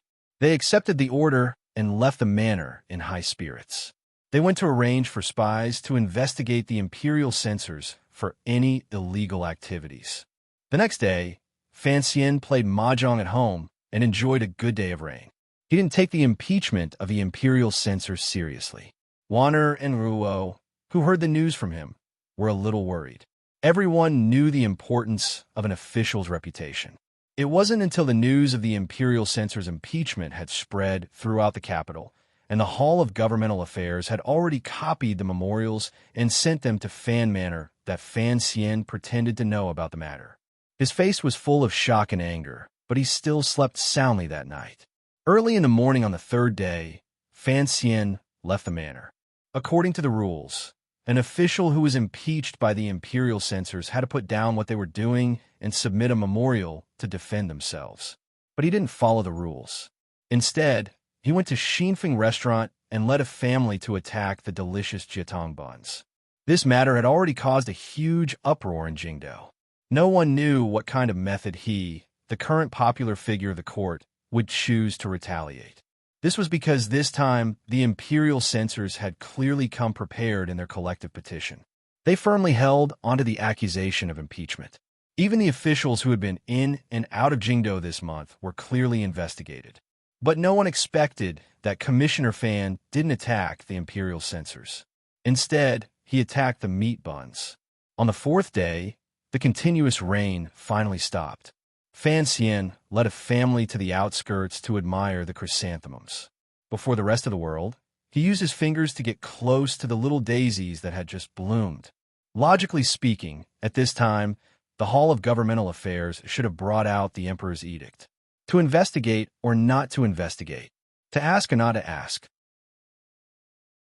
Regardless of whether it was to wake up Sir Fan Jr., who had risen too quickly this year, or to harshly rebuke the imperial censors who were too meddlesome, the emperor had to have an attitude. During the court discussion, the Minister of Appointments, Yan Hangshu, finally couldn't resist the curiosity in his heart and carefully asked. He didn't know that the emperor only grunted through his nose and didn't respond at all. The scene was stuck in an awkward stalemate.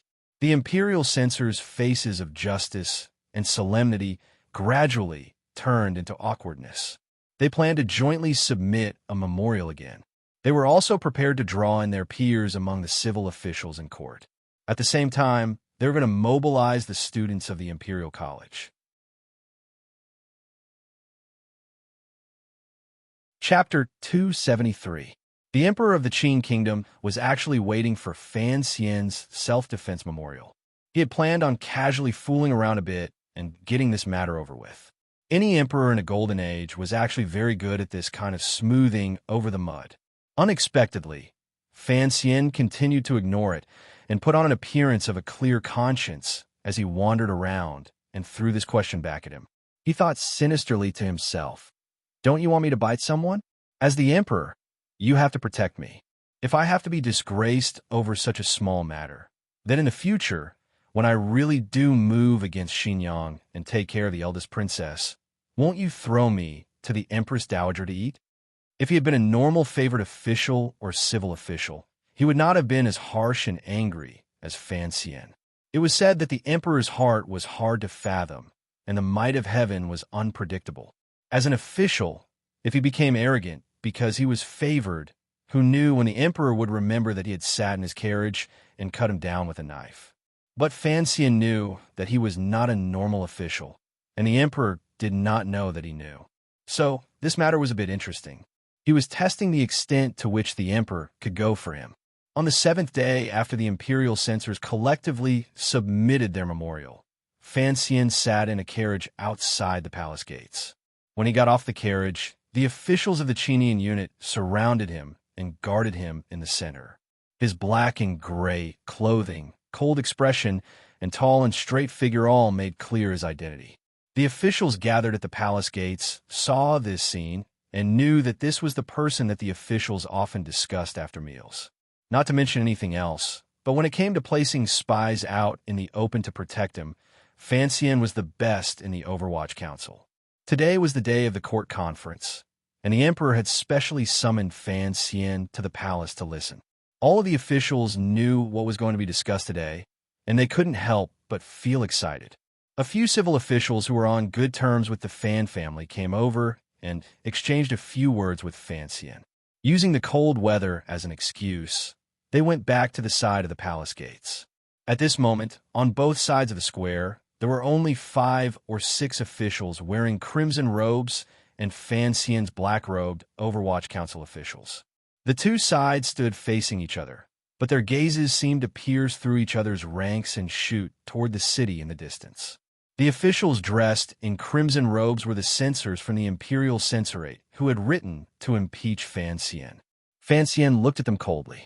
Lowering his voice, he said, "All of you look like pigs, yet you're still upright officials." Deng Ziyu said in a low voice, "The First Bureau has been investigating for a few days, but they really didn't find anything. Sir, most of the Imperial Censorates come from humble backgrounds and value their reputation the most. This is the only thing they can rely on. Even the gatekeeper has to be careful when receiving gifts. It is indeed difficult to find anything."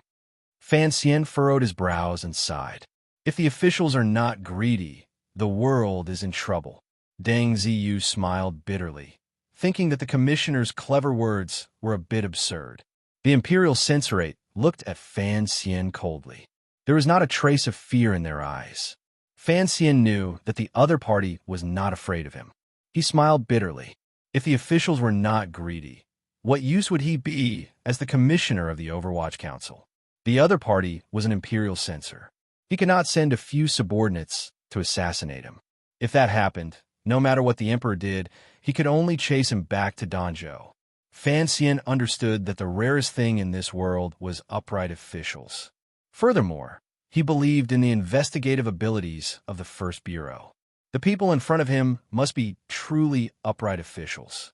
But he also understood that the most terrifying thing in this world was upright officials swarming up and becoming your enemy. Thinking of this, he couldn't help but admire his young and beautiful mother-in-law. To be able to use these upright officials who were not greedy or corrupt, she really did have some skill. While Fan Xian was sighing to himself, he did not know that the Imperial Censorate's Imperial Censorate were looking at the commissioner and sighing to themselves. Clearly, Fan Xian's actions over the past month all showed the true nature of the immortal poet he hid behind. He was a corrupt official, and he was also a sprouting of a powerful official with money and power. They had enough evidence, but why did the emperor still not say anything? They were not worried that the emperor would heavily punish them for shielding Fan Xian. On one hand, they deeply believed that the emperor was a wise ruler. On the other hand, what did the imperial censor do? He shouldered justice with iron shoulders and admonished with iron bones. Even if he died, so what? They only hoped that the white bones would leave a lingering fragrance. But the Imperial Censorate's Imperial Censorate did not fare well these past few days. First of all, their connections with the court had no effect, no matter which department the official came from. Once they heard the purpose of their visit, they remained courteous on the surface, but refused to join them in writing. Second, the public opinion of the common people had not been mobilized. The scholars who had been wantonly criticizing the court in the past, upon hearing that the person they wanted to impeach was Fan Xian, shook their heads in disbelief. And what angered the imperial censorate the most was the attitude of the young people in the imperial college. The imperial censor who had gone to the imperial college to mobilize the students was kicked out in the end. No one believed that the immortal poet Zhuang Mohan's designated successor, the son of the Minister of Revenue, the idol of a generation of young scholars, and the dream lover of countless girls, would be so immoral as to covet such a small amount of silver. 13,400 liang. Just a small amount of silver. Perhaps the imperial censorate's imperial censorate were used to being poor, so this was the thing they could not understand. At this time, a sudden gust of morning wind blew past, making the officials guarding outside the palace feel refreshed. Immediately after, their expressions changed. They looked at the cloud of rain floating in the morning light and hid inside the palace gate. The imperial guards and eunuchs did not dare let these high-ranking officials get drenched in the rain, so they did not stop them. In autumn, the capital often changed its face, and after the wind came the rain. An autumn rain floated down solemnly. It went from light to dripping, and in the time it took to take a few breaths, the green stone floor in the palace was immediately soaked, revealing a thick black color. At this time, outside the palace gate, only Fan Xian and the imperial censorate stood there. The rain poured on them, but they did not react at all. Fan Xian narrowed his eyes and looked at them. Suddenly he said, "Imperial censor Lai, go hide from the rain." He called out to the imperial censor of the left, a third-rank official, Lai Mingsheng. Censor Lai looked at him coldly and said, "Master Fan, do you think being drenched in the rain will be enough to wash away your sins?" Imperial censor Lai cupped his hands. "Today, when I see the emperor, I will definitely impeach Master Fan." Fan Xian's eyebrows twitched. This imperial censor was very cunning, he thought. He smiled and cupped his hands. "Is that so? But I don't know if a member of the royal family really broke the law. Would Master Lai have the same heroic spirit you have today?" The imperial censor of the left was so angry that he did not want to speak. He waved his sleeves and walked toward the palace gate. Behind him, the imperial censorates knelt in the rain. Playing the game of kneeling at the palace gate, Fan Xian felt that these people were both pitiful and funny. He sighed. "Life is only for fame. I really don't know why the court keeps you people." The kneeling imperial censorates stared back at him angrily. Fan Xian turned a blind eye to them. He lifted the rain hat behind him to cover his head. He smiled. "I am black. No matter how I wash, I will always be black. Although you are all red after being washed by the rain, you have turned black." The rain slid down his Overwatch council robe. The robe was smooth and did not leak water. The black was still that gloomy black. After the imperial censorate's robes were soaked by the rain, the color gradually darkened and gradually became closer to black. The imperial censorates looked down at their own clothes. They allowed the rain to hit their faces, but they stubbornly remained silent. After all the important matters of the court had been discussed, the emperor seemed to see imperial censor of the left, Lai Mingsheng, and commissioner of the Overwatch Council Fan Xian. His brows furrowed in annoyance. He had the eunuchs summon the two of them, and coldly said, "Speak in front of the court officials." The imperial censor of the left adjusted his robes and said in a clear voice, "Everything I have said is in the memorial. Please, your majesty, quickly investigate this case to cleanse the court and appease the grievances of the common people." The emperor turned his head to look at Fan Xian. "Why have you never submitted your memorial to the Hall of Governmental Affairs?" Fan Xian bowed respectfully. "I did not write a memorial." The emperor angrily rebuked him. "How arrogant! The imperial censor of the imperial censorate is the first to impeach 100 officials like you. Don't think your family has been loyal for generations. Just because you have done a great service to the country and are famous in the world, I can't bear to punish you." Fan Xian knew that the emperor was angry because he had been silent all this time. He was angry because he had thrown the topic to him. He apologized. "I really did not know I had to write a memorial to defend myself. I am guilty." The emperor's expression softened. "Considering that you have just entered officialdom, and Fan Jian is busy with work, and that old thing Chun Pingping will not teach you these things, I will forgive you this time. Today, I summon you to the palace. I want to hear how you will defend yourself and explain yourself to the court officials." Fan Xian's expression showed that he was in a difficult position. A moment later, he hesitantly opened his mouth. "I really do not know how to defend myself." The emperor's expression immediately darkened. "Then you admit to your crimes?" he asked. Fan Xian suddenly raised his head. His expression showed bitterness. "Long live, I do not admit to my crimes. The reason why I do not defend myself is because the imperial censorate's accusations are absurd and without reason. I do not know the truth, and I do not know who is involved in this so-called bribery and perverting the law. I do not know how to defend myself." Chapter 274. The officials were in an uproar. No one had expected Fan Xian to be so stubborn as to refuse to defend himself. The face of the Minister of Appointments, Yin Hangshu, darkened. Just as he was about to say something, he looked up and saw that the few superior-ranked officials in front of him were all silent. Only then did he remember that things were definitely not so simple. The head of the Bureau of Military Affairs, General Qin, had his white beard swaying in the wind. His old eyes were half closed, as if he had fallen asleep. Yin Hangshu glanced down. General Qin's son, Qin Hung, was also keeping his mouth shut. He no longer had the courage to suggest Fan Xian go to northern Qi in the early spring. It was only right for the military to remain silent. On one hand, they had a good relationship with the Overwatch Council. On the other hand, this was an invasion of the Jingdo bureaucracy, and they had no need to intervene. But the head of the civil officials, Shu the scholar, also had a respectful expression. It was as if he had not heard the conversation in front of the palace. The ministers had all turned into clay statues. Yin Hangshu thought about it. It seemed that there was no need to offend Fan Xian for the sake of the eldest princess, who was far away in Xinjiang. So he also kept his mouth shut. Seeing that no officials had spoken up to reprimand Fan Xian, the emperor's expression did not soften. A cold light flashed through his eyes. He stared at Fan Xian and said, "If you do not defend yourself, then let's hear what Minister Lai has to say." The imperial censor of the left, Lai Mingcheng, accepted the edict and stepped forward. He read out all of Fan Xian's illegal actions in the memorials. Stroke by stroke, it was clear. Fan Xian groaned in his heart. This imperial censor of the left was indeed surnamed Lai. Why did he have to blame everything on him? What did the bribe from the First Bureau have to do with him? The court was filled with discussion.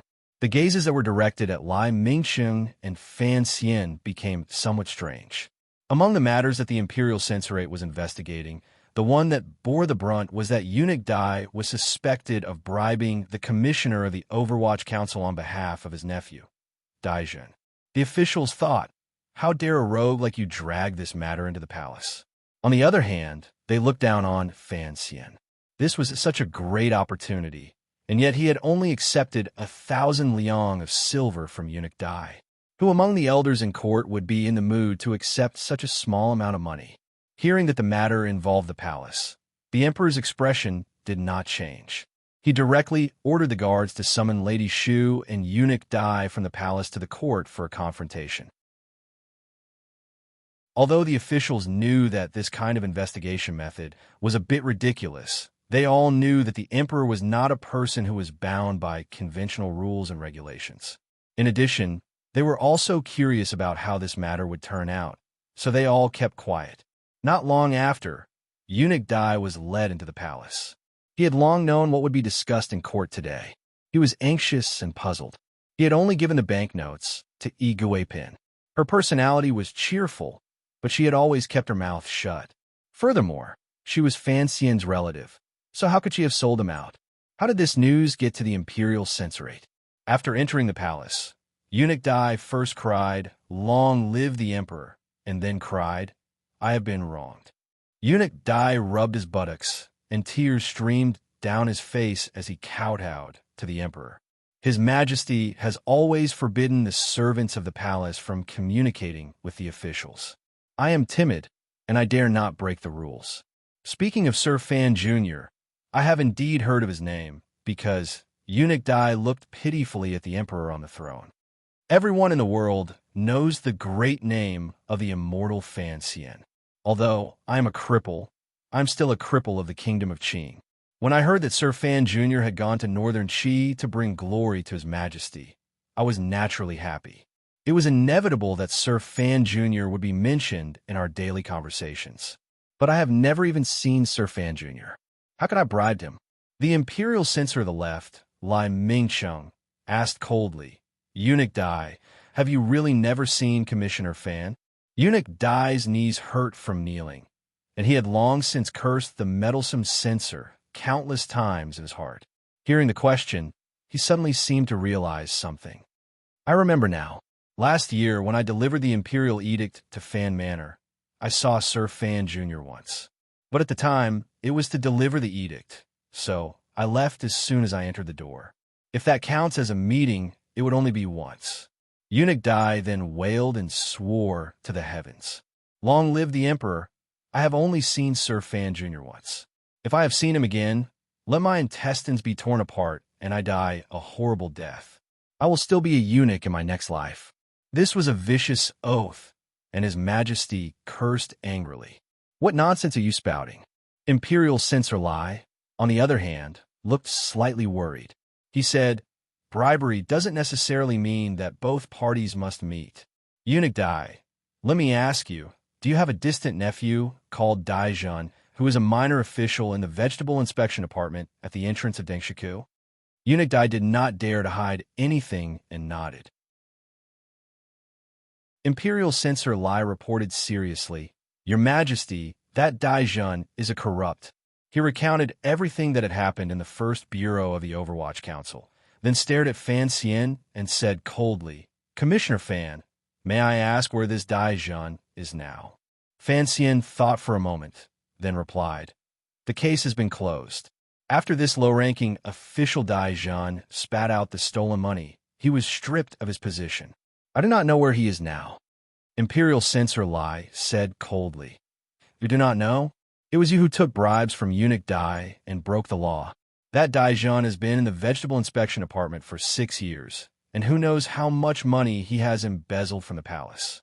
Commissioner, you say you do not know, and then strip him of his position, taking only a small amount of money and then letting him go. I do not know what is going on." Fan Xian calmly replied, "The council has investigated and found that Dai Zhan has embezzled 472 taels of silver in 6 years. According to the third rule of Qing law, if the amount is less than 500 taels of silver, he will be stripped of his position and given a fine. There is no need to transfer him to the Ministry of Justice. The case has been closed, and Dai Zhan has been stripped of his position and fined 1,000 taels of silver. What does Imperial Censor Lai think is wrong, and what is going on?" Dai Zhan's case had been investigated by the Overwatch Council. As for how much he had embezzled, it was up to Fan Xian. Imperial Censor Lai was so angry that he laughed. 472 taels of silver? Could it be that Commissioner Fan is trying to deceive the court officials without eyes? Fan Xian laughed. Of course, Dai Zhan has also embezzled some vegetables and fruits. According to the rules, they should be converted into silver. If that is the case, then it is indeed the council that has not been meticulous enough. Imperial Censor Lai's advice is reasonable, and I thank you. Imperial Censor Lai saw that Fan Xian was being unreasonable and shouted angrily, "How dare you? In these 6 years, Dai Zhan has embezzled at least 4,000 taels of silver. The people are boiling with anger, and Commissioner Fan is trying to cover it up. What are you trying to do?" The court was silent. The only thing that could be heard was the Imperial Censor's angry questioning. Fan Xian slowly raised his head and glanced at the Imperial Censor with a slightly cold gaze. He took a light step forward. Imperial Censor Lai saw the coldness on his handsome face, and for a moment, he was intimidated and unconsciously took a step back. Fan Xian stared into his eyes and suddenly said, word by word, "What are you trying to do? The people are boiling with anger?" He took a deep breath and said mockingly, "Dare I ask, Imperial Censor Lai, as the Imperial Censor, you have the responsibility of reporting to the public. Since you keep saying that Daizhan has embezzled so much silver and the people are boiling with anger, then in these 6 years, why has the Imperial Censor not mentioned this? Are you the official who is trying to cover up Daizhan's crimes? The people are boiling with anger. Why don't you ask the capital's magistrate to arrest him?" He suddenly became angry, and all the officials in the court were stunned. Fan Xian didn't give Imperial Censor Lai a chance to speak. In a cold voice, he said, "I have been in charge of the First Bureau for less than a month, and I have already found out about Daizhan's embezzlement. In these 6 years, Imperial Censor Lai knew that Daizhan's people were boiling with anger, but he didn't say a word and acted like a mute. The Overwatch Council investigated the case, and it became a mistake. The Imperial Censors were mute for 6 whole years. Mute for 6 years. Now you say that the Overwatch Council is corrupt." Fan Xian bowed to the Emperor on the dragon throne and turned around to ask Imperial Censor Lai angrily, "I would like to ask you, sir, what are you trying to do?"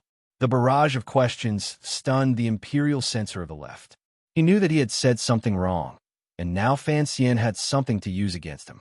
If he admitted that the Imperial Censor had no knowledge of Daizhan's embezzlement, then Fan Xian could say that Daizhan had only embezzled 400 taels of silver, and there was no way he could overturn the case. In a fit of anger, he had said that Daizhan had embezzled a lot of money, and the people were angry, but he had fallen into Fan Xian's trap. As an Imperial Censor, if he knew about this, then why hadn't he done anything for 6 years? Why did he have to jump out to impeach the person who investigated the case when the Overwatch Council was investigating the case? After Fan Xian pointed out this fact, it became evidence that the Imperial Censor was jealous of the Overwatch Council and had falsely accused the Overwatch Council. The officials in the court looked at Imperial Censor Lai with hostility, but they looked at Sir Fan Xian with admiration. These old foxes knew the root of the matter, but Fan Xian had dug a hole in the court, and Imperial Censor Lai had jumped in. This skill and accuracy made these old foxes feel a little afraid. This was not like a young man who had been in the bureaucracy for less than a year. Everyone sighed in their hearts. Fan Xian could write poetry, fight, and now be an official. They really didn't know how Fan Jian, that old money grubber, could be so lucky to have raised such a good, illegitimate son. The Imperial Censor of the left was so angry that his lips trembled. He waved his sleeves and knelt before the Emperor. In a raspy voice, he said, "Your Majesty, please punish me severely. But Commissioner Fan's abuse of the law is not something that Your Majesty can easily forgive. Let the Supreme Court investigate carefully, and I am sure they will find something." The Emperor had long since grown impatient. Seeing Fan Xian's behavior, a glimmer of joy flashed in his eyes. Immediately, he said impatiently, all right. You are the Imperial Censor of the left. It is normal that you do not know about the corruption of a lowly official. There is no need to punish him. Just remember, in the future, do not exaggerate this matter in court and use the people's anger to talk about it. I am not the Emperor of Northern Wei or Northern Qi, and the Kingdom of Qing is not that kind of country. In the future, do not do such things. Do not do such things again? Lai Mingsheng was ashamed and angry. He would rather die than accept this kind of reputation. Gritting his teeth, he knelt on the ground and kowtowed again and again.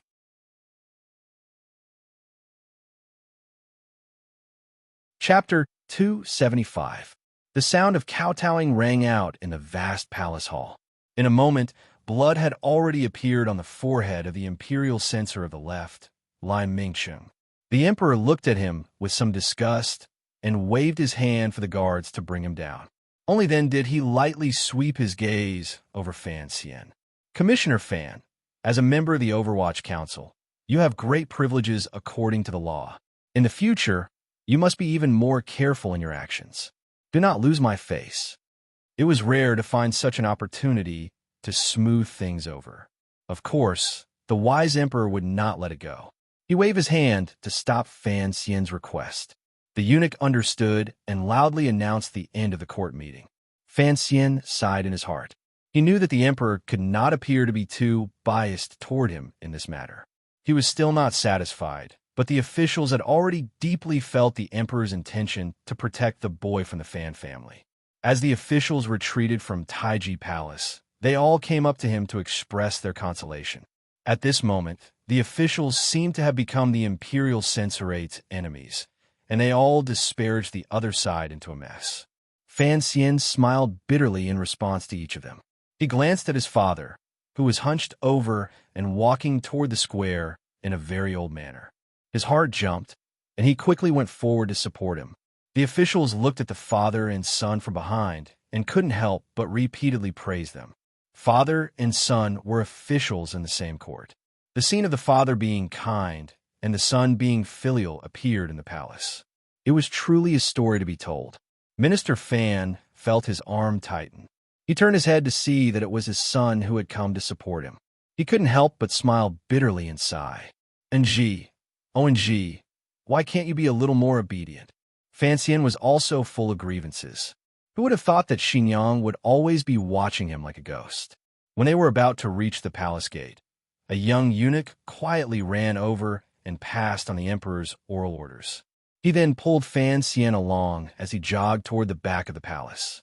Minister Fan looked at his son's back with a complicated expression.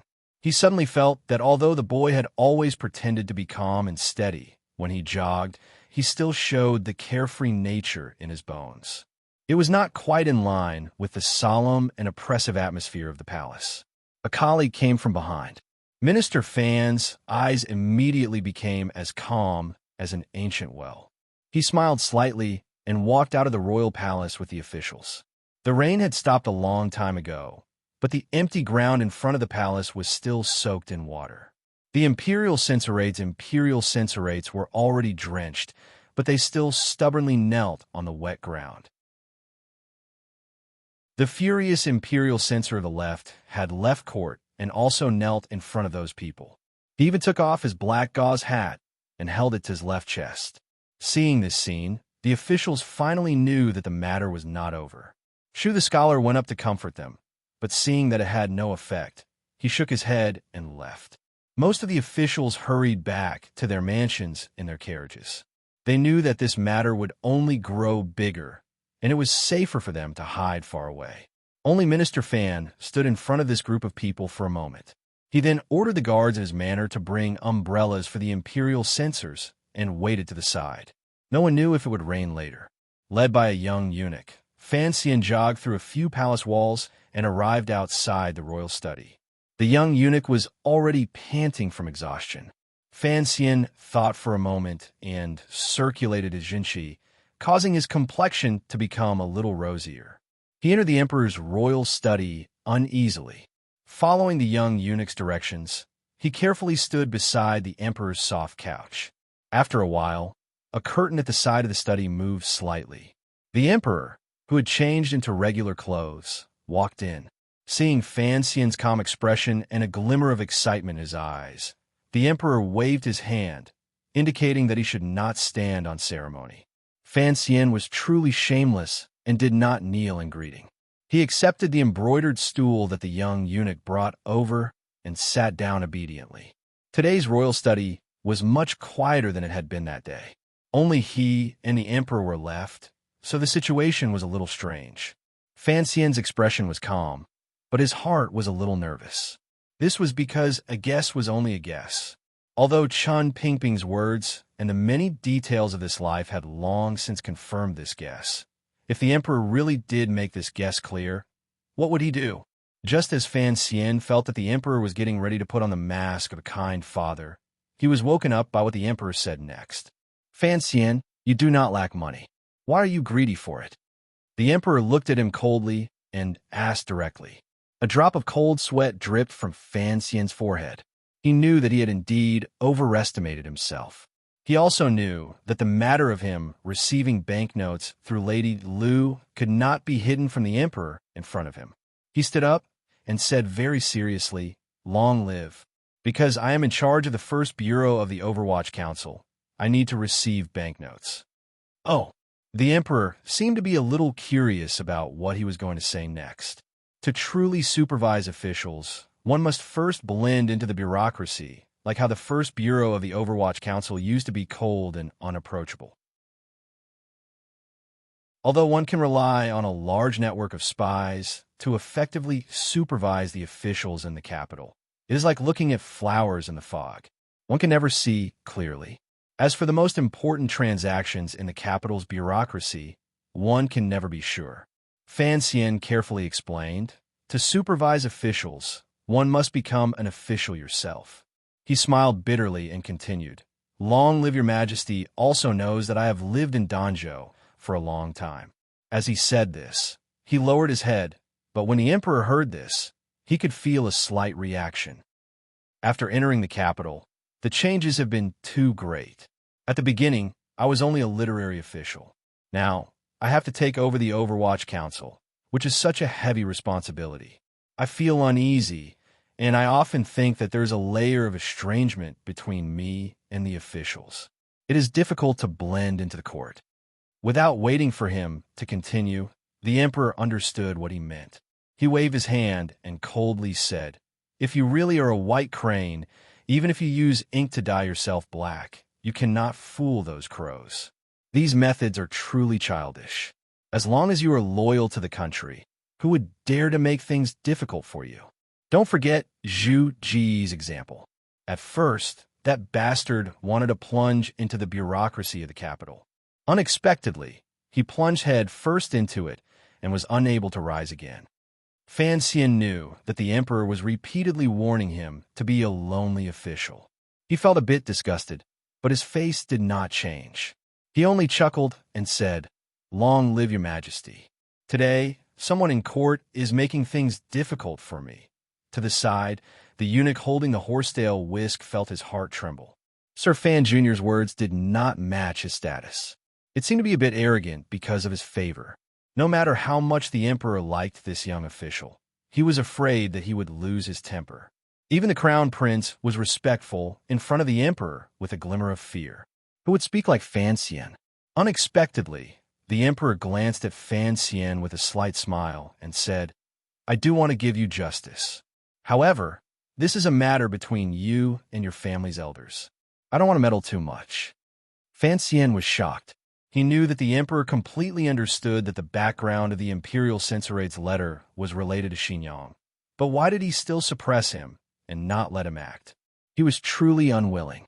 He was about to give the emperor some more eye drops when he suddenly saw the emperor rub the space between his brows and faintly say, "I have a portrait for you to see." Countless thoughts surged through Fan Xian's mind. He thought of what Chen Pingping had said. The only portrait his mother had left behind was in the royal palace. At this moment, the door to the royal study was pushed open. Eunuch Ho, who was familiar with Fan Xian, walked in with a face full of anxiety. He quietly said something to the emperor. Fan Xian's hearing was exceptional and had heard it clearly. He couldn't help but feel shocked. He thought to himself that the imperial censorate had invested too much this time. As expected, the emperor's expression gradually darkened.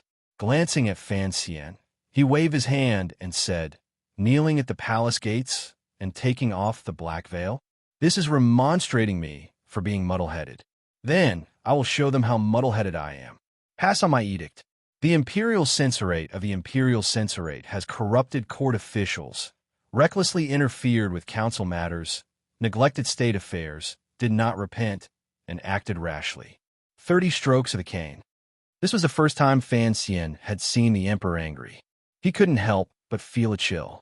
30 strokes of the cane. If the imperial censorate didn't die, they would lose half their lives. In reality, these imperial censorate's luck was too bad. Just as the Qing emperor was preparing to do something important, he was interrupted by them. How could he forgive them?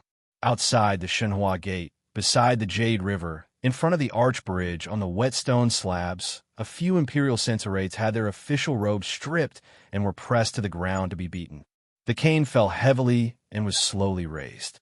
Each time it rose and fell, it brought with it a few drops of blood and rain. The scene was bloody.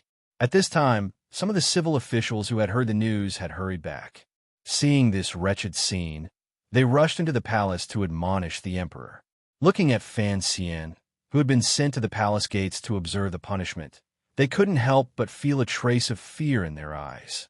Although today's matter was caused by the Imperial Censorites people, the emperor had actually used the cane, which had been suspended for many years, for Fan Xian's sake. They couldn't help but have a clearer understanding of Fan Xian's position in the emperor's heart. Fan Xian stood beside Eunuch Ho and narrowed his eyes as he watched the scene in front of him. He didn't have a trace of sympathy for the Imperial Censorate, but his face showed that he couldn't bear it. He said, "Eunuch Ho, tell your subordinates to go easy on them." Eunuch Ho lowered his eyes and said, "Sir Fan, you have a good heart. You already told me earlier, and I didn't dare to disobey. I've already told you that although they're being beaten badly, they haven't hurt their muscles or bones." Fan Xian's gaze swept down and saw that the eunuch's feet were spread out. He knew that this was the secret signal for beating with all your heart. He sighed slightly and no longer cared about the matter. Not far from the two of them, the Imperial censor of the left, who had been spared by the emperor, fell to the ground with a pale face. Although he hadn't been caned, he felt that the punishment that had fallen on his subordinates was like a slap to his face. The servants left behind by Fan Xian's father had a look of disdain on their faces. Holding an umbrella in their hands, they looked at the dazed Imperial censor of the left. Fan Xian walked over and waved his hand to disperse the servants. With a trace of pity, he looked at Imperial Censor Lai and said, "Why did you have to get involved in this matter?" Imperial Censor Lai didn't know how much inside information Fan Xian knew. He stood where he was. Fan Xian sighed and desperately begged Eunuch Ho to temporarily stop the caning and enter the palace alone to plead with the emperor. It wasn't that he couldn't bear to see blood, nor did he want to spare these imperial censors who dared to provoke him. It was just that he had to do this in front of the hundreds of court officials who couldn't bear it. As Fan Xian ran toward the palace, he thought bitterly to himself, "You, the emperor, want to use this caning to push me against all the other officials. I won't let it happen. I've worked so hard to build up my good character for 2 years. If it's all gone because of a few caning strikes, I'll lose a lot."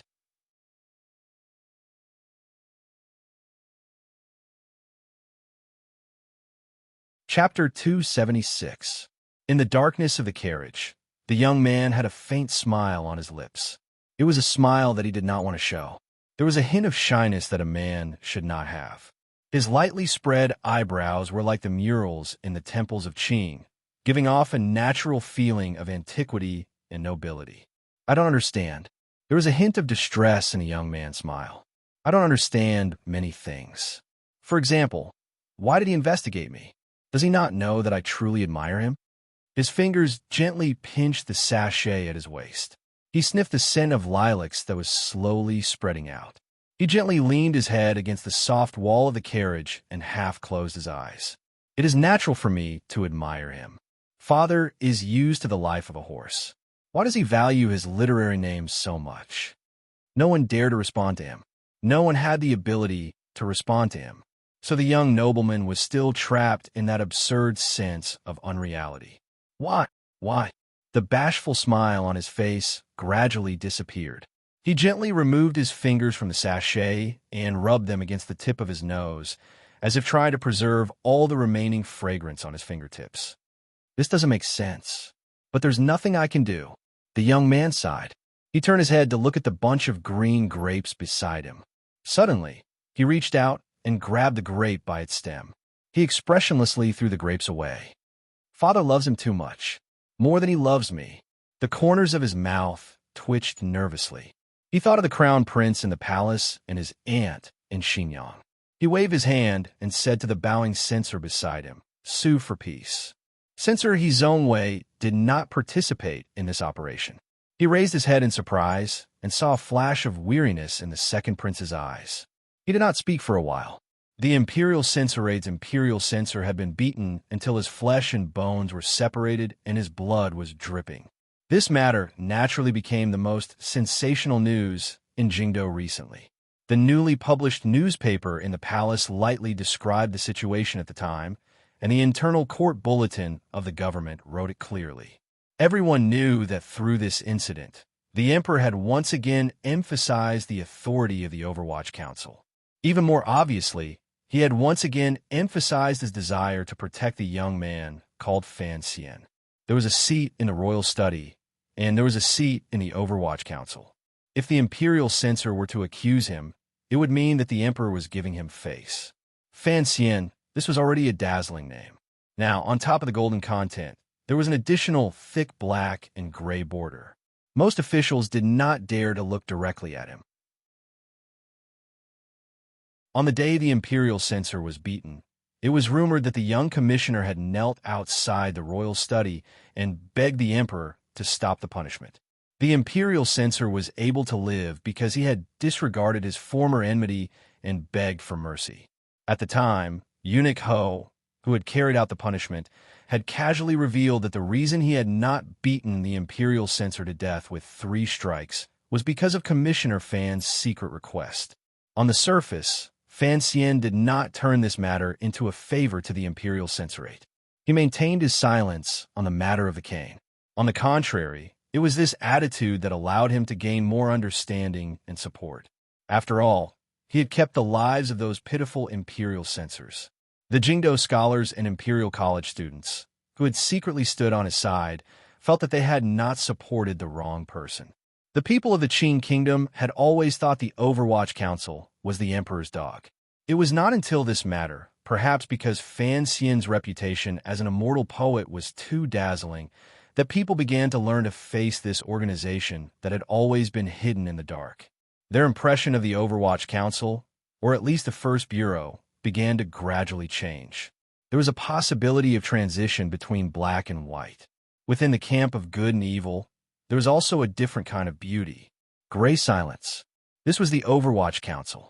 There were still a few more days before the chrysanthemum viewing party in the royal palace. Fan Xian sat in his courtyard with his head half tilted, guessing what exactly Wanner was embroidering. At the same time, he wondered what Fan Xija, the little bastard, had been playing these days. Occasionally, he would also wonder if the second prince, who was very similar to him, still had that slightly bashful smile on his lips.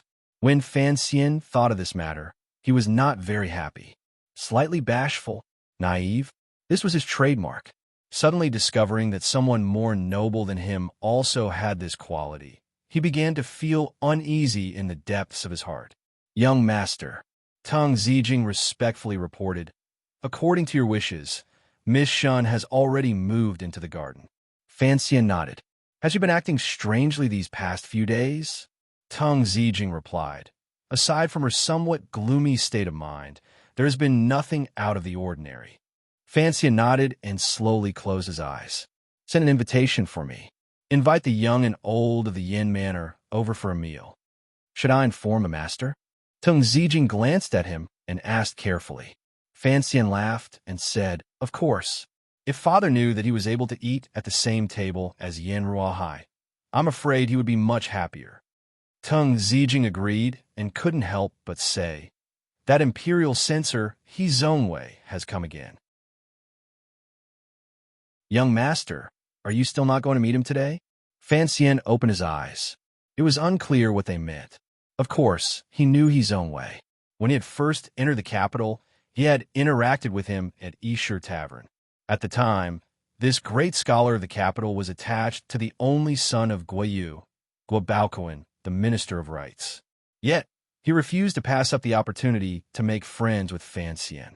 He was presumably a scholar who was passionate about power. As for why he had become the imperial censor, Fan Xian was very clear about the hidden reasons. He knew that he had been visiting every day, representing that noble master. Because of Fan Xian, even Li Hongsheng was avoiding him, The second prince was probably a little annoyed. See him. Fan Xian waved his hand and stood up. The preparations in the council were almost complete. Seeing him and expressing his attitude was not an undeclared war. After walking around the garden for a long time, Fan Xian felt a little annoyed. When he reached the front residence, he wondered why he had run so fast the night he returned from Northern Qi. Perhaps he was really worried that his sister would run away and his wife would make a cuckold of him. As he thought this, he realized that the gravel path between the autumn trees was a little short. He walked into the study of the front residence. The imperial censor, He Zhongwei, was already sitting in the room. Seeing Fan Xian arrive, He Zhongwei hurriedly stood up and bowed. Master Fan. Fan Xian waved his hand. It's not the first time we've met. There's no need to be so polite. That was true. After last spring, He Zhongwei often came to Fan Manor to visit. Perhaps he wanted to walk the same path as the Fan family, but he didn't expect Fan Xian to have already seen through his thoughts about Ruruo. Plus, he didn't like the man's deeply hidden nature, so he cleanly drew the line between them. After coming a few times and being ignored, He Zhongwei retreated. But this famous scholar of the capital was no stranger to the people of Fan Manor. He Zhongwei saw that there was no one else in the study. I have come because of a previous matter, he said straightforwardly. A previous matter? Fan Xian only said these two words before closing his mouth. The ends of his brows rose slightly. With a glimmer of interest, he looked at Imperial Censor He Zhongwei's face. However, he waved his hand and stopped him from continuing to speak. He Zhongwei's face was dark. It was obvious that he came from a poor family when he was young. But these years in the capital and half a year in the bureaucracy had made him more mature and had slightly shed some of the arrogance of a scholar. His eyes were unusually clear, and his face was full of undisguised righteousness. Anyone who saw him would feel that he was amiable. But in Fan Xian's eyes, it was incomparable disdain. What previous matter? Fan Xian narrowed his eyes and asked with a smile. I'm not very clear. He Zhongwei was indeed worthy of being the second prince's lobbyist. A faint smile appeared on his dark face, a sincere smile that could not be missed.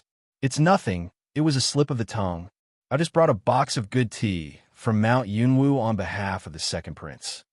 Fan Xian looked at the seemingly ordinary box in front of him and fell silent. He knew that if he accepted this gift, it would be the same as making up for the incident with the censor a few days ago. From the second prince's point of view, perhaps Fan Xian had not suffered any losses and had instead gained a great deal of face from the wooden staff in front of the palace walls. He should be willing to let the matter rest. Master, it was a slip of the tongue. I remember something from before. Fan Xian looked at He Zhongwei with a smile. He Zhongwei couldn't help but feel his heart tremble. He felt that this young and handsome Master Fan, this young man who, as soon as he entered the capital, had completely stolen all of his glory as a scholar, how could his expression be so similar to the second prince's? What matter are you referring to, Master? He Zhongwei felt a bit uneasy. Fan Xian looked at him coldly. I left the capital in the spring and went to Northern Qi. Unexpectedly, I returned a few months ago and found that things in the capital had changed greatly. Even my father-in-law has been forced to retire. He Zhongwei's tongue felt a bit bitter. He couldn't say anything. He knew that the thing he feared the most had finally happened. Fan Xian quietly said, Master, you should know who Wu Bowen is, right? He Zhongwei forced himself to be alert. He is the Prime Minister's strategist. Fan Xian raised his eyebrows. Master, you are indeed a man with an old friendship. This spring, you and Wu Bowen's widow entered the capital together. I wonder where Madame Wu is now. He Zhongwei gritted his teeth and stood. He cupped his hands in a salute and begged, Master Fan, that day I was grieved over the death of an old member of the Guo family, so I boldly brought Madame Wu into the capital. Correct, the Prime Minister's downfall is inextricably linked to my actions. However, this matter involves the laws of the Qin Kingdom. I dare not conceal it. I hope you can understand. Naturally, he did not have the extravagant hope that Fan Xian would let him go. Relying on the fact that he was now on good terms with the second prince, he stubbornly said, You can target me as much as you want. However, The second prince is sincere. I hope you will not insist. Fan Xian glanced at him and lightly said, I am an official of the court. Naturally, I will not target someone. However, I am also just an ordinary person. I will always remember some personal grudges. Izongwei glanced at him with hatred in his eyes. He knew that the peace talks today had already become an illusion. Although the prime minister's downfall had something to do with him, that was his duty as a subject of the Qin kingdom. So what if he used some tricks? Did the father-son-in-law pair not know how to use tricks? Thinking of this, he rose and bowed, preparing to leave in a huff. Fan Xian looked at him with extreme disgust. Suddenly, he did something that did not match his status. He stepped forward and kicked Izongwei in the waist. There was a muffled sound, and Izongwei fell to the ground in embarrassment. Izongwei was, after all, a famous figure in the capital. He was also the imperial censor. He angrily climbed to his feet and pointed at Fan Xian. You dare hit me. Fan Xian clenched his fists. I was kicking you. You came to my manor to ask for a beating. Naturally, I had to satisfy you. He threw a few more punches. Although he did not dare to kill Izongwei, he still beat Izongwei into a pig's head. Izongwei did not dare to stay any longer. Holding his aching head, he remembered that when Fan Xian had made his debut, he had been famous for his dark fists. He quickly scrambled out of the manor. However, as he was leaving the room, he suffered another flying kick from Fan Xian and a dart from T-Box. Fan Xian looked at the wretched figure of the servant and felt a little better. He lowered his head and spat. You tricked my father-in-law, and now you come to my manor to ask for peace. F***CK. If this isn't asking for a beating, then what is? Tung Zijing flashed over from the side and smiled bitterly. Young master, if word of this gets out, I'm afraid it won't look good on the old master. Fan Xian shrugged. It's just beating a barking dog. It's all for his master to see.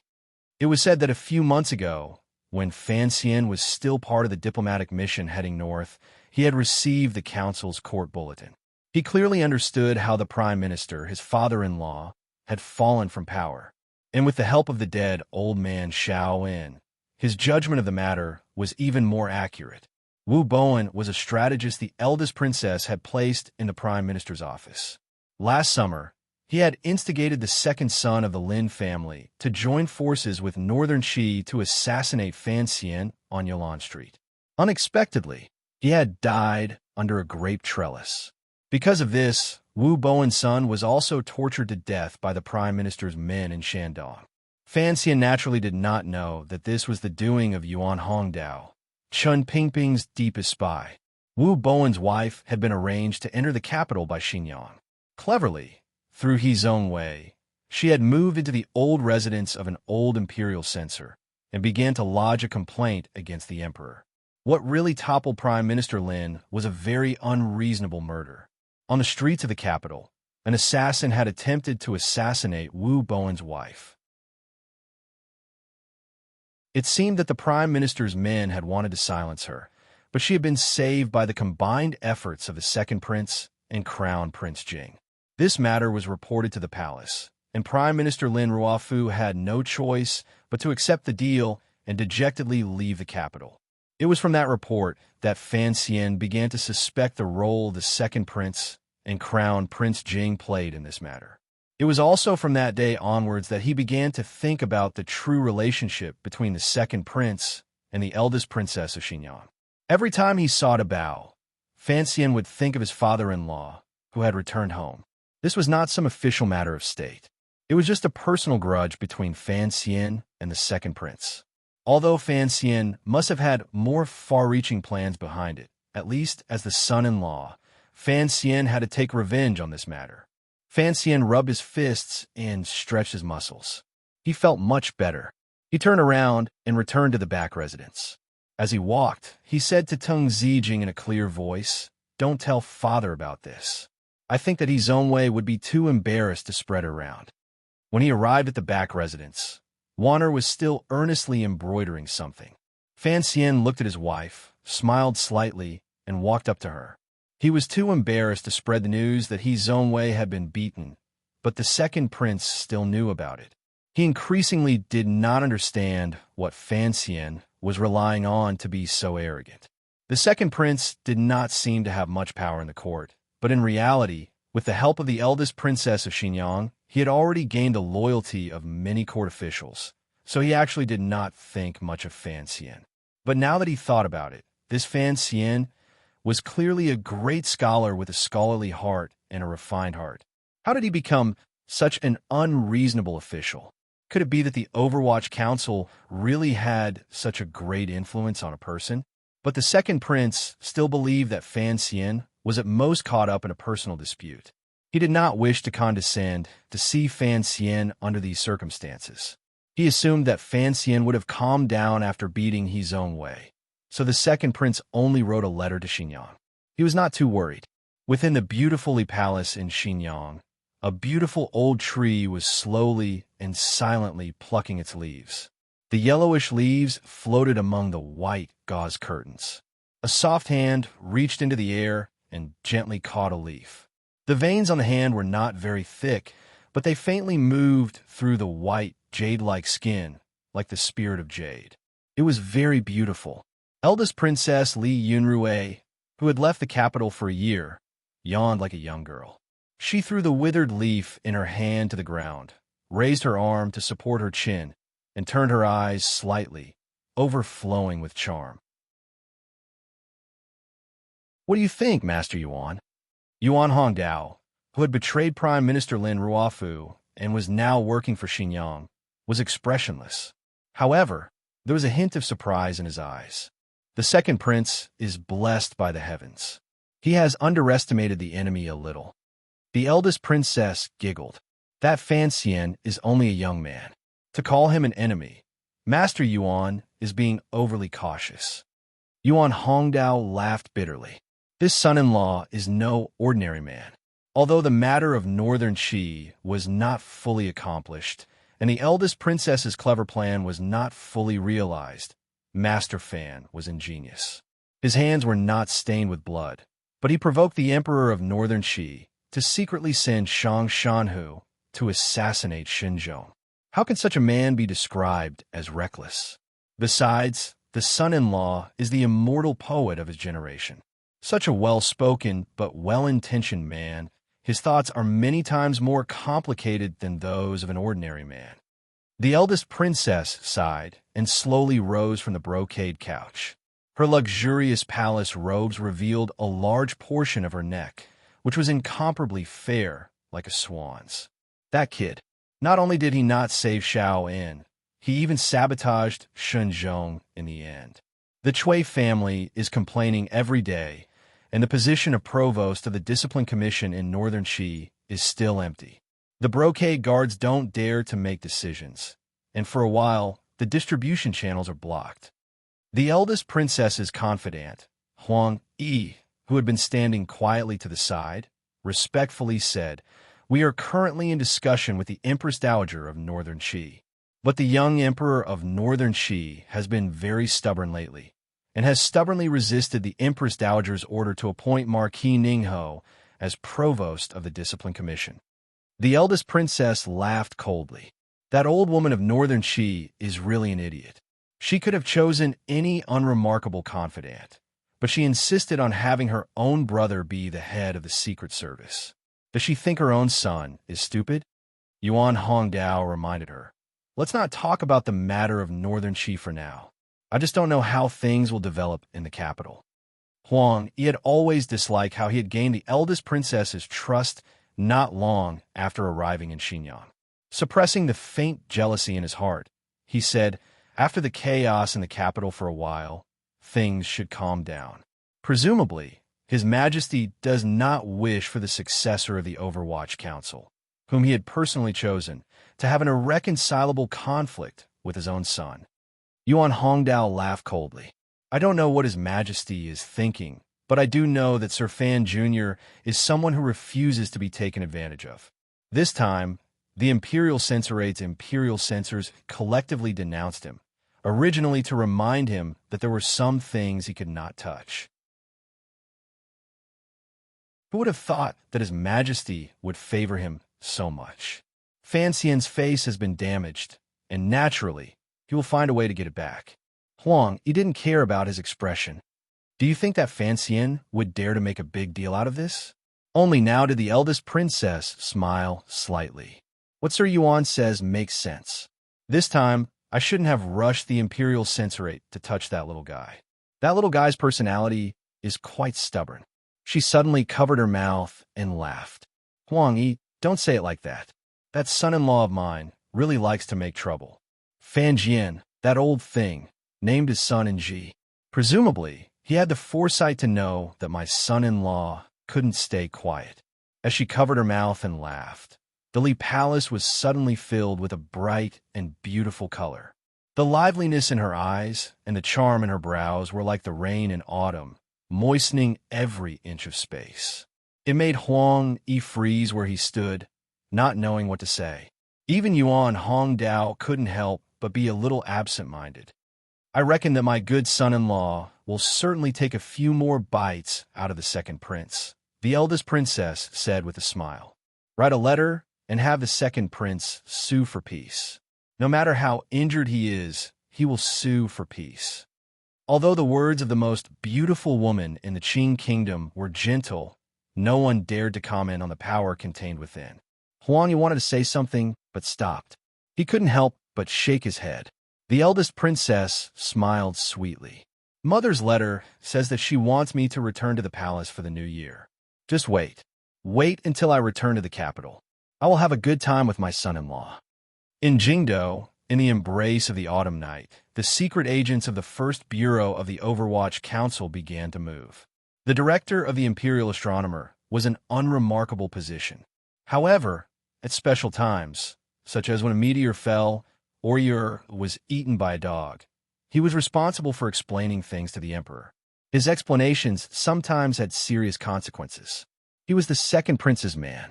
However, before he had time to show his usefulness, he had been captured by the most famous black dogs in the Qing kingdom. On the long street, with a whooshing sound, a dozen black-clothed men, like demons of the night, jumped directly into the manor of the director of the Imperial Astronomer. By the time the guards reacted, their master had already been tied up like a rice dumpling by these black-clothed men. However, these bandits did not leave. On the contrary, they lit up the lights in the courtyard. Under the light of the courtyard, the guards, who were armed with martial arts, looked at the black-clothed men's clothes and did not dare to make a move. Mu Tai, dressed in black and personally leading the way, looked coldly at the miscellaneous people present and the family of the director of the Imperial Astronomer. Enunciating each word, he said, "The Overwatch Council is handling a case by imperial edict." After saying this, the officials of the First Bureau of the Overwatch Council dragged the director of the Imperial Astronomer out of the manor and stuffed him into a carriage. In a moment, they disappeared into the pitch-black night. A wail suddenly rang out in the director's manor, and the lights gradually went out.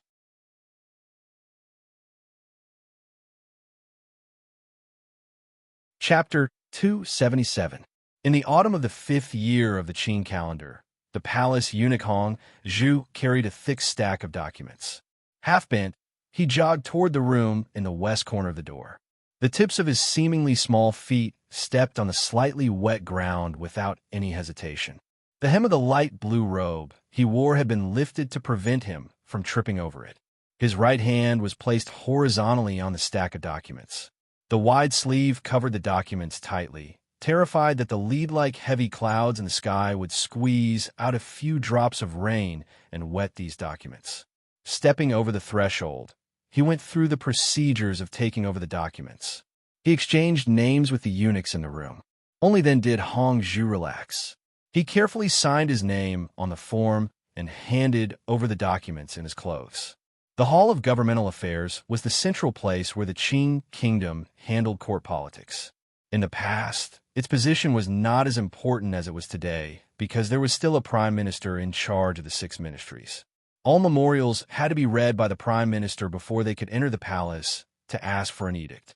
Now that the powerful prime minister Lin Ruofu had quietly returned home, The position of the Hall of Governmental Affairs immediately became apparent. The emperor had brought up a few old officials to discuss matters in the Hall of Governmental Affairs. He had placed the place of discussion outside the corner of the royal palace to make it easier to communicate. Presently, the people in charge of court affairs in the Hall of Governmental Affairs were Shu the scholar and a few old officials. The slightly cold autumn wind blew in from the square in front of the palace. Hong Zhu rubbed his hands and let out a breath. He stood quietly outside the door, waiting for the old official's replies. At this time, he could not leave. He stood obediently outside the door and pricked up his ears to listen to the movements inside. Occasionally, an official would walk past him and politely nod his head in greeting. Hong Zhu knew his identity and quickly smiled and bowed. However, no one thought it was strange for him to stay outside the Hall of Governmental Affairs temporary study hall, because they all knew this little eunuch's job.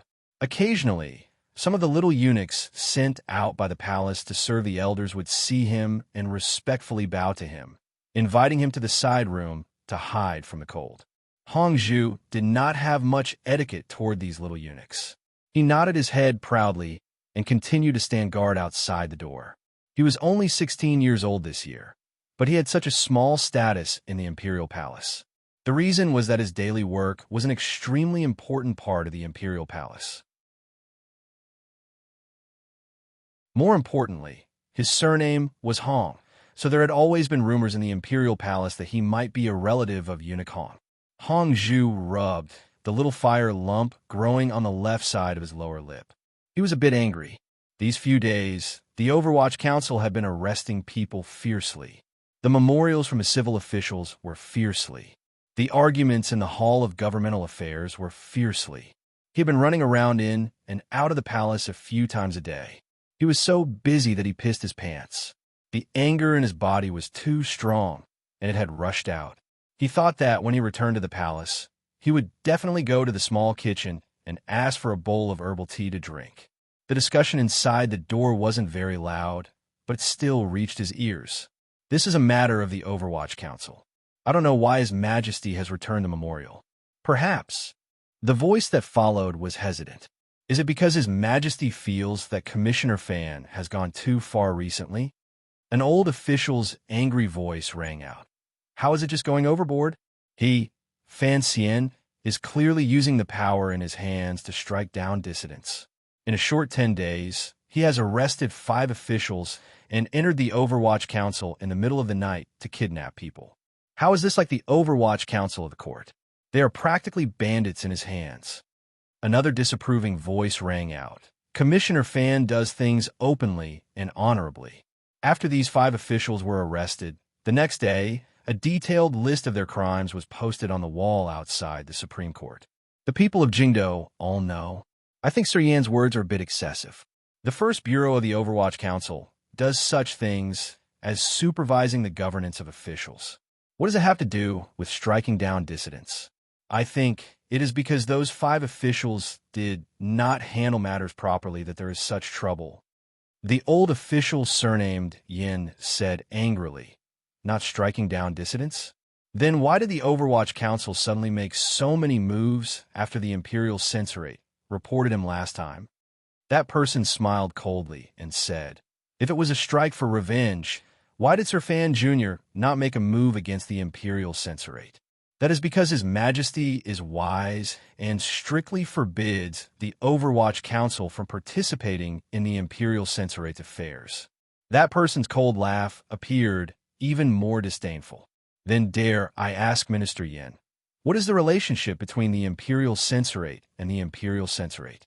If Fan Xian wanted revenge, why did he arrest the director of the Imperial Censorate? The Minister of Appointments, Yin Hongshu's words were cold for a moment. After a moment, he said in a cold voice, no matter what, we can't let the Overwatch Council make matters worse. If they continue to arrest people like this, will they have to arrest all the officials of court? That person said mockingly, you can rest assured, Minister. The Overwatch Council does not have the power to act against officials of the 3rd rank and above. The hidden meaning in these words was a bit sinister, implying that the Minister of Appointments was not upright, which was why he was so angry at the Overwatch Council's investigation. However, there was a limit to the Overwatch Council's power. Officials of the third rank and above could not be touched. Yin Hongshu's angry voice immediately reached the ears of the young eunuch Hong Zhu outside the door. How absurd! Are you going to watch the Overwatch Council grow from now on? The person who had spoken first began to act as a mediator. Warmly, he said, "Don't be angry, Minister. Xiao Qin, don't say anything else. The Overwatch Council can only investigate cases. Unless specifically approved by the Emperor, they cannot judge cases. These officials," he coughed and said, "whether they are guilty or not will be decided after the Supreme Court has examined them. It's just that His Majesty's intention is very clear. The few of us must have an opinion." The person called Xiao Qin rushed to say, "Council affairs are matters the Emperor personally manages. As an official, I dare not comment too much." Minister Yin said angrily, "I think this trend cannot be allowed to continue. If Fan Xian is allowed to do as he pleases, do you all really want the Qin court to produce another Chun Pingping?" Hong Zhu, who was standing guard outside the door, stood on his tiptoes and clearly heard the conversation inside. A cold smile rose to the corners of his lips. He thought to himself, the relationship between the Emperor and Director Chun is not something you civil officials can compare to. Just as he was thinking this, he saw the advisor of the Bureau of Military Affairs, Qin Hung, push open the door with a cold smile on his face. He quickly went forward to curry favor and said, "Sir Qin, I am in a hurry to return to the palace. When can I get it?" Qin Hung was over 30 years old. He was the biological son of the Bureau of Military Affairs, General Qin. Last year, during the war against Northern Qi, he had been the commander of the Qing army at the time. Given his seniority, it was not enough for him to enter the Hall of Governmental Affairs to discuss matters.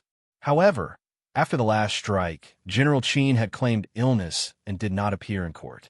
The Emperor had specially ordered Qin Hung to enter the Hall of Governmental Affairs to discuss matters. It could be considered a generous gift to the Qin family. It also showed that the Qin kingdom still attached great importance to military service. General Qin of the Bureau of Military Affairs claimed illness and did not appear in court. Originally, the officials thought it was because the Qin family could not bear to see the commissioner of the Overwatch Council Fan Xian's popular arrogance in court. However, Hong Zhu heard Qin Hung defend Fan Xian at every turn, and he couldn't help but have some misgivings. Qin Hung glanced at the little eunuch and smiled. Let them argue all they want. In the end, no one will dare to go against the Emperor's will. You don't keep eavesdropping. In any case, even if you were given 18 guts, you wouldn't dare to take it as a joke to others. Why bother keeping it to yourself? Hong Zhu lowered his eyes and smiled. He watched as the most popular military figure in court disappeared into the entrance of the guest room. He shook his head in confusion. Before long, the Hall of Governmental Affairs discussion, or rather, argument, finally ended under the mediation of Shu the scholar. The various officials tactfully wrote down their opinions on the documents, asking the Emperor to be more careful about this matter.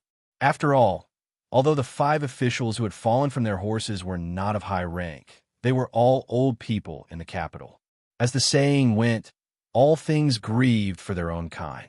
These civil officials did not want to see the Overwatch Council pull them down so easily.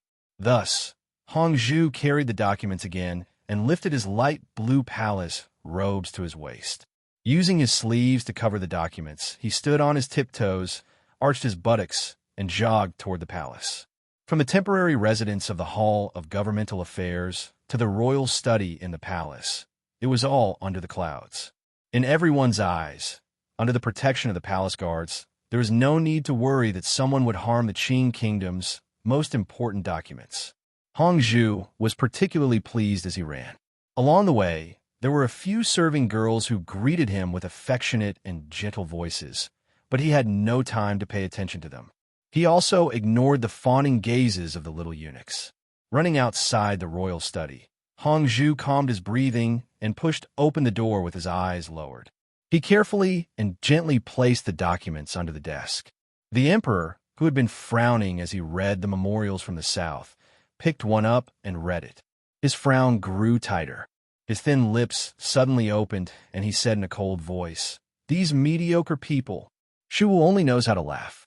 Yin Hang Shu, on the other hand, has some guts. The boy from the Qin family is not bad."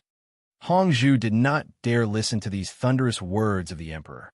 He stood silently to the side, his heart very nervous. The emperor waved his hand. It was as if a heavy burden had been lifted from Hong Zhu's shoulders, and he left the royal study. Today's matter was over. He followed the cobblestone path and made a few turns before coming to the side of Taiji Palace. In that side room, a few eunuchs were cracking melon seeds and playing. Seeing him come, they quickly invited him to take a seat and asked with a smile, "What's so strange about today?" Hong Zhu's face carried impatience as he said, "Isn't it just listening to those elders quarrel every day? What's so new about it?" These eunuchs quickly flattered him. Eunuch Hong goes back and forth between the royal study and the hall of governmental affairs every day. The important matters of the Qin court are all happening under your eyes, so naturally, you don't find it new. Another one joined in the fun and said, "Of course, if you want to talk about the vital parts of the Qin court, they are all held in Eunuch Hong's arms." No matter how proud Hong Zhu was, he still had a bit of wariness.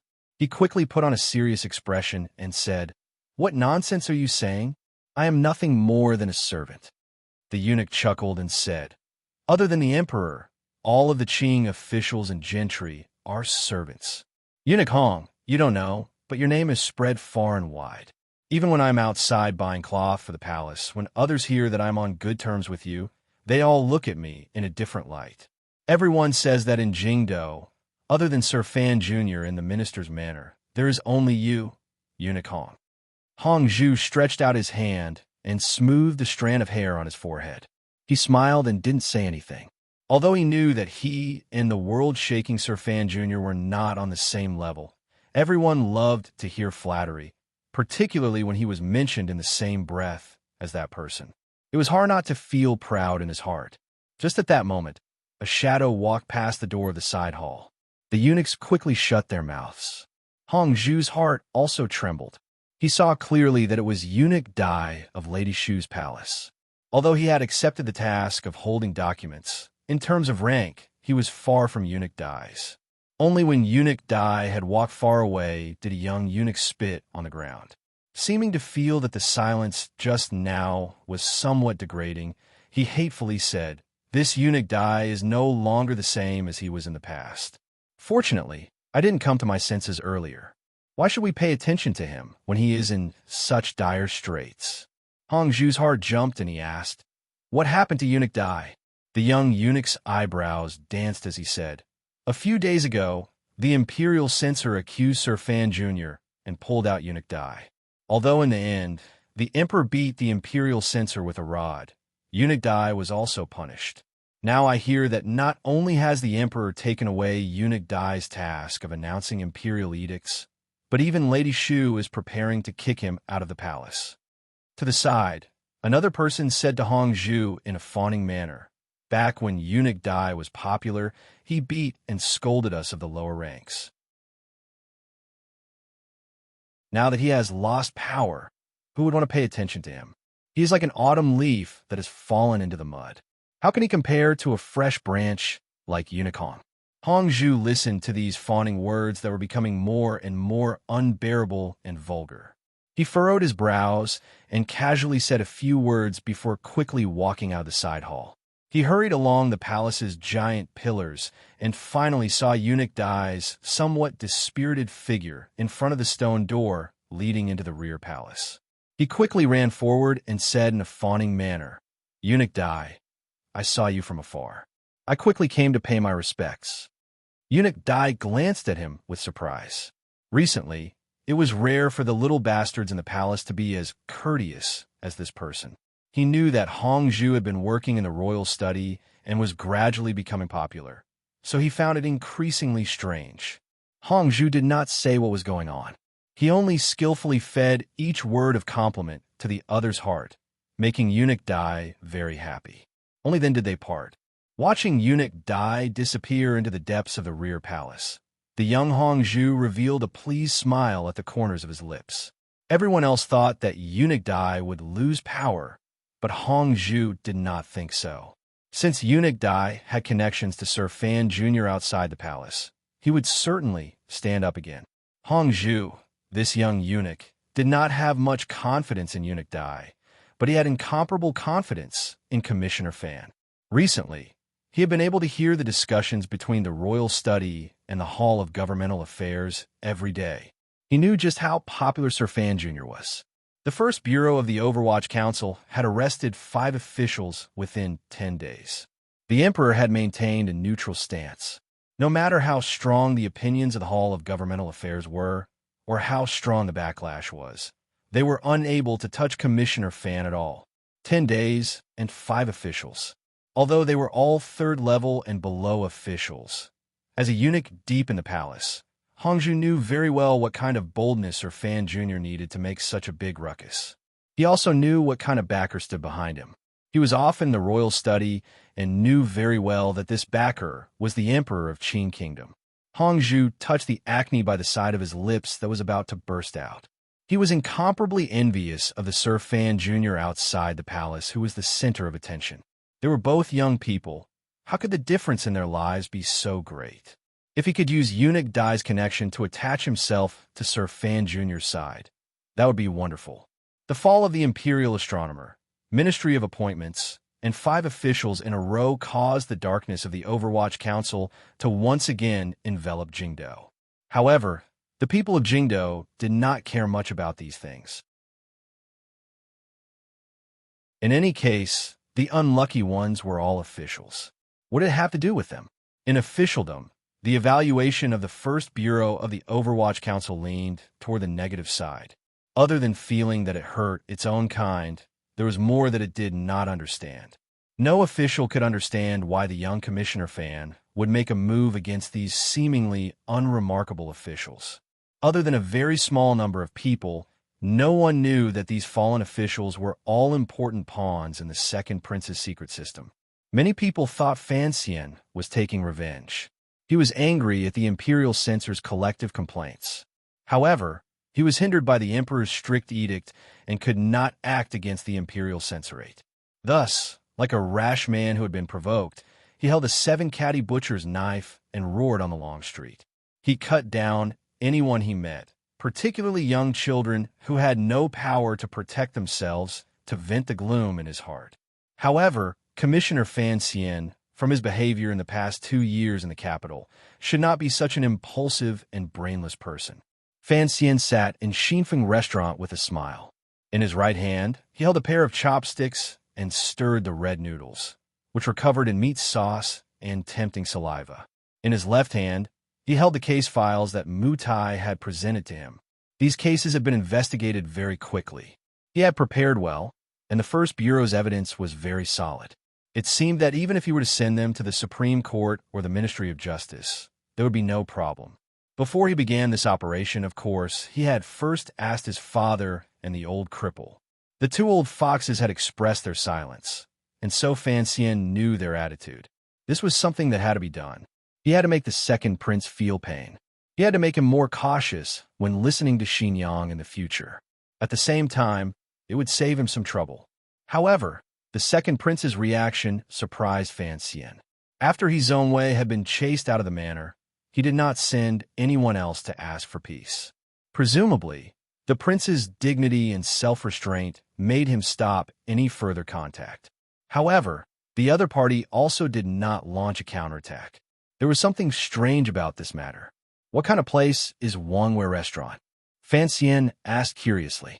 An obscene expression appeared on Mutai's face. Fan Xian laughed and scolded him. You are so old. Be a good boy and go home to your grandchildren. Don't keep thinking about such things. Mutai's face was bitter. Although Wangwei Restaurant is a brothel, it is one of the newest establishments in the capital this year. The first bureau secretly investigated and found that there must be an important figure behind this place. Recently, there has been a lot of activity there. It seems that someone is secretly planning something. Fan Xian had no interest in brothels. Lujing River was under the influence of Li Hongcheng, the heir of King Jing. Although he was secretly fighting with the second prince, he did not want to have a falling out with Li Hongcheng. They were friends, and who knew what would happen in the future. But he was very interested in what Mu Tai had to say. An important figure? How important? Mu Tai thought for a moment and then said, "This brothel has an evil air to it. It's very daring, and it does all sorts of evil things. Within a few months, it has forced a number of women to their deaths." Seeing Mo's silent attitude, I'm afraid the person behind it must be a prince. Fan Xian was silent. He did not know whether it was the crown prince or the second prince who was behind Wangwei restaurant. The great prince only liked to compete with people in the military, and His Majesty rewarded him generously. For the time being, he had no need for money. Under these circumstances, he could not afford to offend everyone at once. Thinking that the second prince was more likely, Fan Xian felt a bit more at ease. He said to Mu Tai, "Find some time to investigate. If it is, as you say, that this high-class brothel is used by the great prince to contact the officials in the capital, then send a few people in." Mu Tai shook his head. "That place is tightly controlled, and it is newly opened. It will be difficult to get in. Also, the Overwatch Council only monitors the officials. They can't do anything to the merchants and the common folk." Fan Xian looked at him angrily. The council may not be able to control the prostitutes, but it can control the yamen that controls them. In any case, keep a close eye on it.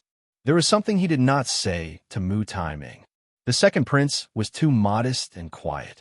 Fan Xian always felt that he was holding onto a trump card, waiting to play it out at some point. After taking care of business, he did not return to the manor. Instead, with a headache, he sat in a carriage and went directly to King Jing's manor. Today, the entire Fan family was at King Jing's manor. For King Jing's birthday, he had not invited any guests. He had only invited Minister Fan's family. This kind of affection and care was right there. No matter how much Fan Xian did not want to see Li Hongcheng, he had to make this trip. Walking into the manor, the first thing Fan Xian thought of was that a year and a half ago, he had once recited Lao Du's poem by the lake in the manor. After that, there had been the banquet, Zhuang Mohan vomiting blood, and Northern Chi's gift of a book. All these things seemed to have started in this quiet and noble manner before him. Fan Xian suddenly thought of the carriage full of precious books. After he had given them to the Imperial College, he had never had a chance to look at them. As he was thinking, Li Hongcheng came to greet him. In his hand was a bowl of sour juice from outside the manor. Fan Xian sighed to himself. He took the bowl and drank it. "You know, I like the taste outside your manor," he said with a smile. The first time he had come to King Jing's manor, he had fainted and almost vomited. A bowl of sour juice had helped him recover. Crown Prince Li Hongcheng looked into his eyes and shook his head. "Now that you have the power of supervision, you can arrest whoever you want. Why don't you take the sour juice peddler outside my manor and bring him back to your house?" Fan Xian heard the sharpness in his words. He laughed bitterly. "I knew I couldn't escape today. When you brought me a bowl of sour juice, I thought it was strange. I thought you'd hit me with your fist." Li Hongcheng snorted and walked side by side with him into the manor. "So you know I'm not happy?" He looked at Fan Xian and said hatefully, "It's not just me who doesn't understand. The second prince doesn't understand either. Since you are not one of the crown prince's people, why do you care about these things?" Fan Xian shook his head and laughed bitterly. "Do you think I like to go around offending people? Or is it that person who forces me?" Having said this, he pointed at the heavy autumn clouds in the sky. His fingers were straight, and he felt helpless.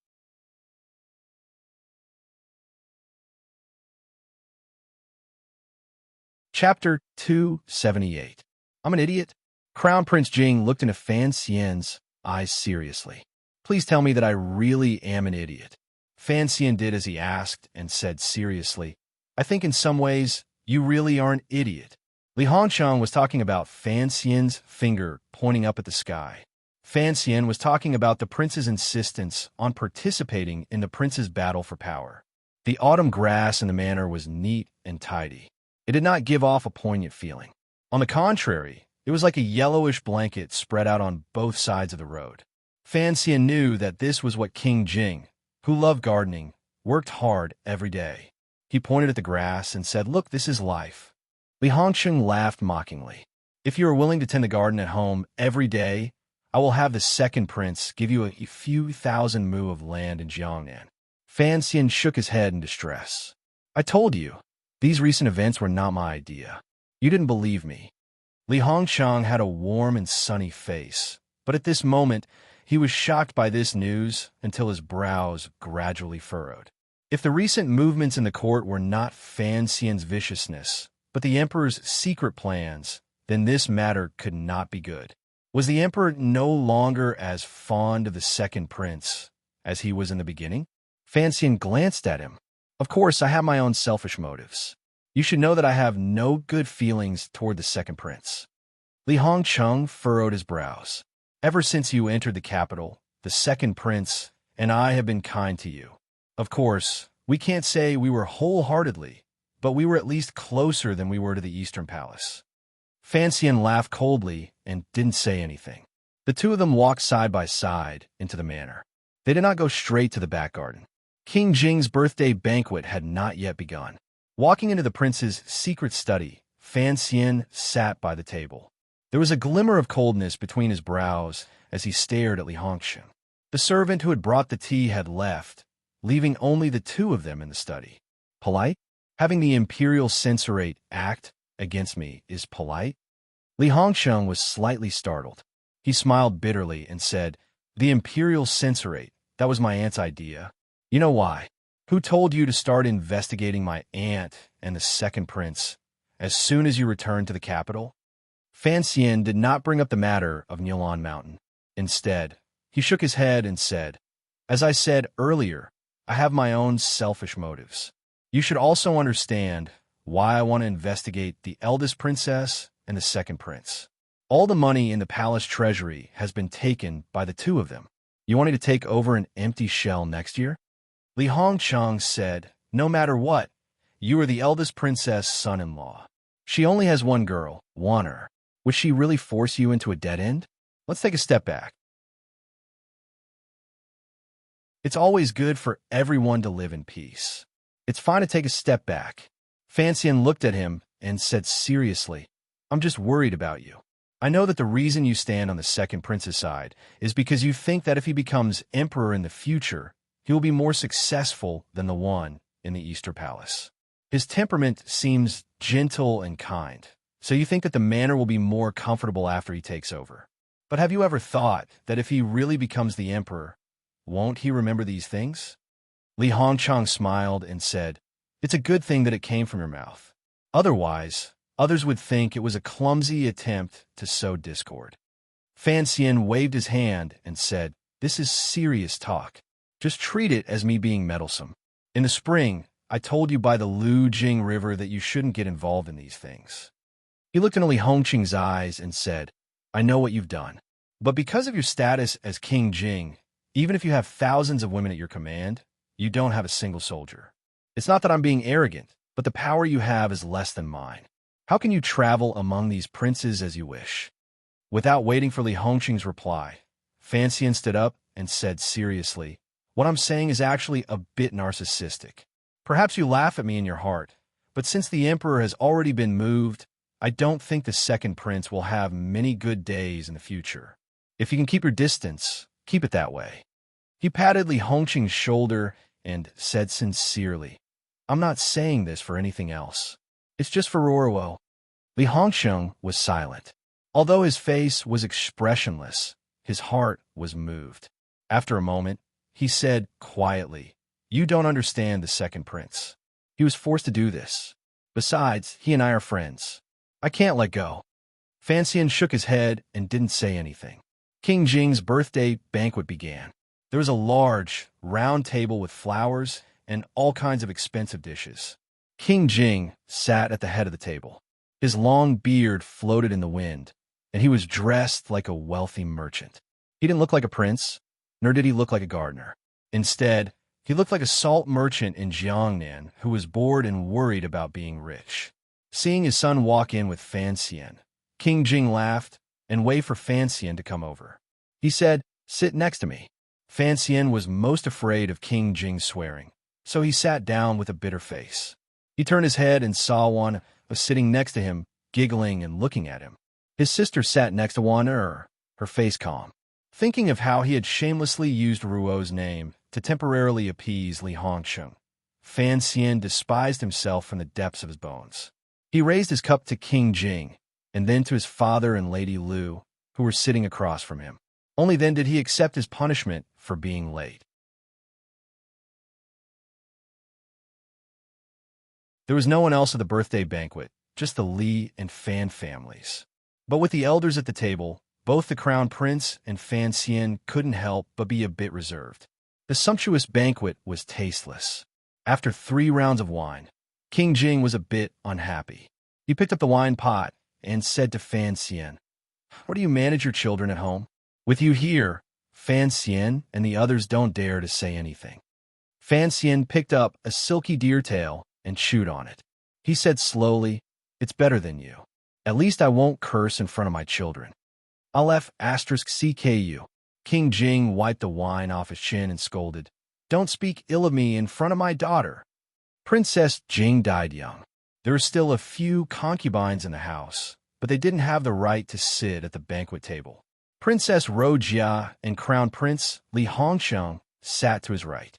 Rojia heard her father's profanity, and she secretly raised her head to look at Fan Xian. She was ashamed and angry, and felt very humiliated. Hearing this, Fan Xian's face darkened. He scolded back, "Go slap yourself." Since Wan married into the Fan family, this was the first time she had seen the 2 families sitting together.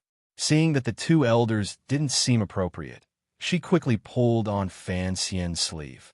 Hearing her father-in-law tell a prince to slap himself, she couldn't help but suck in a breath of cold air. Fan Xian, on the other hand, was used to seeing it, so he didn't really care. Speaking of which, it was strange. His father had always been cautious and upright. It was only in front of King Jing that he would reveal his romantic and unrestrained aura, like when he slept in a brothel at night and broke a branch in the morning. Hearing that Fan Xian wanted him to slap himself, King Jing was about to say something when he suddenly remembered what he had said. He couldn't help but let out a cry of surprise. Smiling bitterly, he raised his right hand and gently slapped his own face. The slap was a little loud. Fan Xian didn't let it go. He pointed his chopsticks at King Jing's nose and scolded, "Your son is about to marry a wife, and you're not going to learn how to speak properly." King Jing said that was a slip of the tongue. He glared at the juniors and fiercely said, "None of you heard what I said." Then he coughed awkwardly and asked Fan Xian, "Fan Xian, how is my mother doing in Danzhou?" Lin Wanner lowered her head to stifle her laughter. Only now did she remember why Minister Fan had dared to tell King Jing to slap himself. Her husband's grandmother's status was not ordinary. King Jing had been raised by that grandmother in Danzhou. Fan Xian's face was bitter. He thought to himself, "Why drag me into your quarrel?" He briefly talked about his grandmother's recent situation, which was nothing more than her health. He rolled his eyes and said, "King Jing, let's drink, let's drink." "Right, since you have nothing to do in the capital, and Hongsheng is just idling in the capital, why don't we find some time next year to go back to Danzhou and play for a few days? The tea trees there are excellent." King Jing looked at Fan Xian and knew what he meant. He liked it more and more. He smiled and said, "That's a good idea. I'll go to the palace tomorrow and tell the emperor, but you won't be able to go. You'll have to go to Jiangnan next year." Li Hongsheng, who had been listening with his ears perked up, was shocked. He thought to himself, "Fan Xian, what a brilliant move." Fan Xian asked, "Why do I have to go to Jiangnan?" King Jing scolded him. "You usually look very smart. Even the second prince suffered a lot at your hands. How can you be so stupid now? Next year, you're going to take over the palace treasury. If you don't go to Jiangnan, how can you do it?" Fan Xian rubbed his head, confused. "Why do I have to go to Jiangnan to take over the palace treasury?" King Jing looked at Fan Jing and widened his eyes. "I say, Fan Jing, is your son pretending to be stupid, or is he really stupid?" Fan Jing glared at Fan Xian and said, I had thought that although he didn't have great wisdom, he had some small tricks up his sleeve. Now, I know that he doesn't even have small tricks up his sleeve. Lin Wan pouted and said, "My husband doesn't know that the 3 workshops of the palace treasury are all in Jiangnan. Uncle, go drink your wine. Why do you keep bringing up these boring things?" King Jing almost choked. He laughed and scolded her. "Girls are always extroverted. No matter what, I'm still your uncle. How can you keep talking about the Fan family after getting married?" Lin Wan'er laughed. "I see that you also love my husband. Why do you keep scolding me?" Li Hongcheng, who was sitting to the right, nodded and sighed. He looked at Fan Xian, who was sitting next to his father, and the way his father looked at Fan Xian with a smile in his eyes. His heart was filled with jealousy. Like the second prince, he was unhappy. Why did his father like Fan Xian so much? Whose father was he? The banquet went on until the end. A few of the younger generation toasted and gave their birthday wishes. This finally made King Jing happy, and his words became more and more absurd. One time, he said that after the marriage, the 2 families should quickly have a baby. The next time, he said that when Rojia was 2 years older, she should just marry Fan Xian to avoid letting someone else take advantage of her. Ruo grabbed her sleeves nervously, not daring to reply. Li Hongqing's expression was calm. There was a glimmer of affection in his eyes. He glanced at his fiancée a few times. Fan Xian was the most nervous. He quickly replied, "Who is Rojia? How could she be my concubine?" "King, you've really drunk too much." Rojia glared at Brother Xian with hidden bitterness. King Jing was drunk. He scolded, "The capital is full of bastards.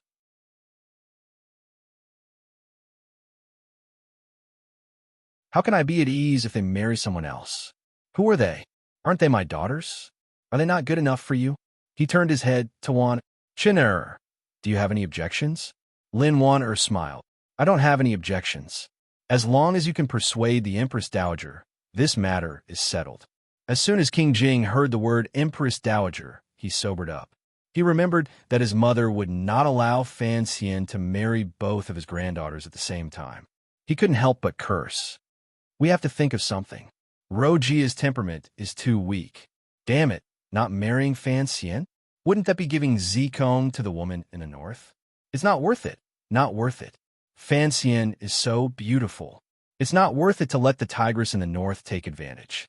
He looked at Fan Jing in a drunken manner. What is the name of the woman in the north? Fan Jing had obviously drunk too much. He hiccuped and spoke with a hint of pride. Haitang. She is a saintess in the north.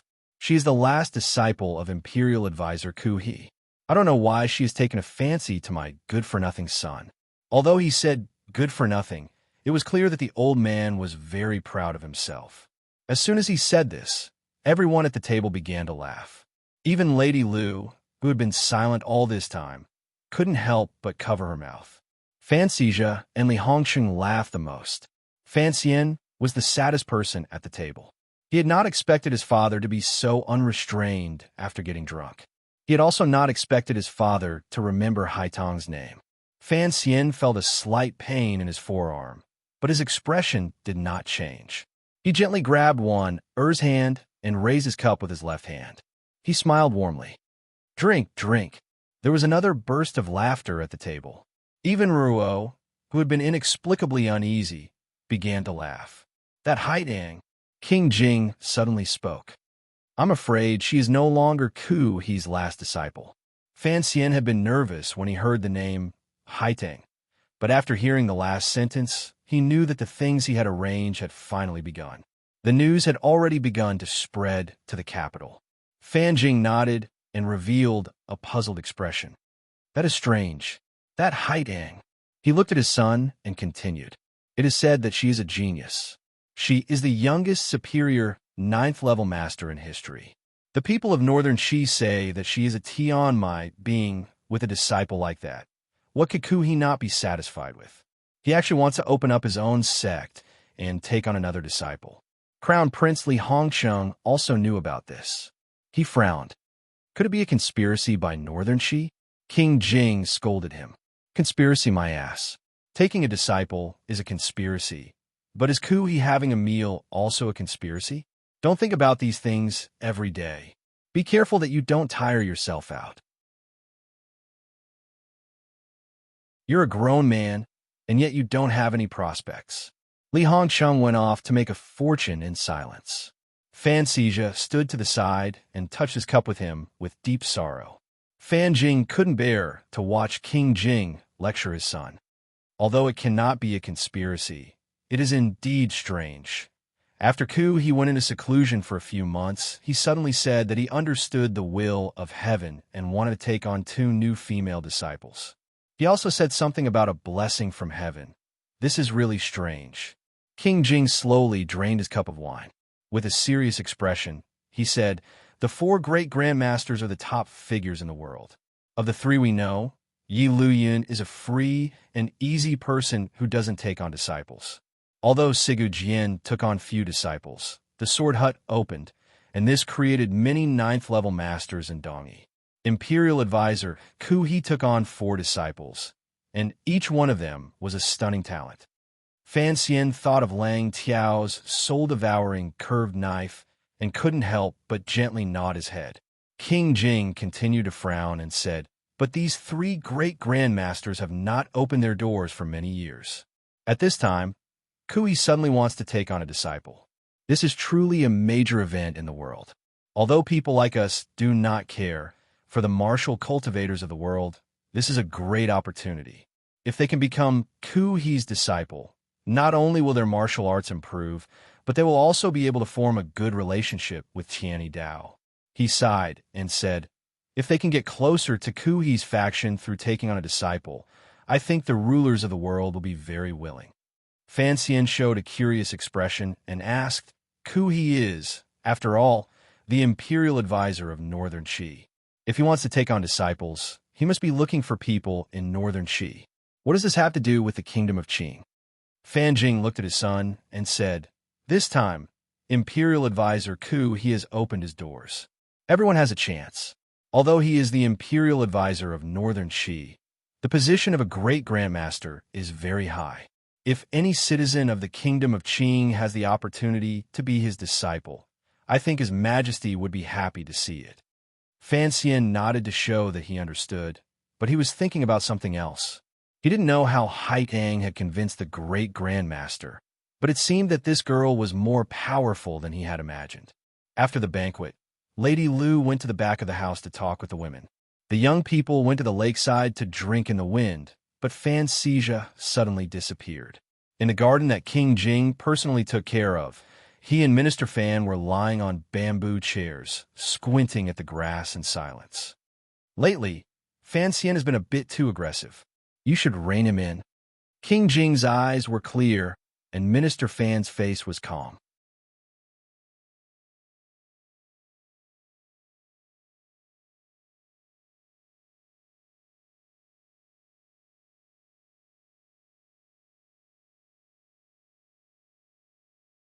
Chapter 279.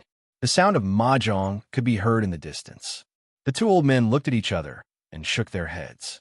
Fan Xian is right. The second prince doesn't stand a chance. Most people in the court don't see it clearly. King Jing waved his hand. "My son is different from me. He doesn't want to learn from me. I'm a bit worried." Fan Jian looked at him and said, "Hongcheng and the second prince are indeed too close." Imperial Prince Jing sneered and didn't continue on this topic. "I think that my second son has become pedantic from studying. F***CKM. Wan Er's mother is a crazy woman. How could he not get into trouble with her?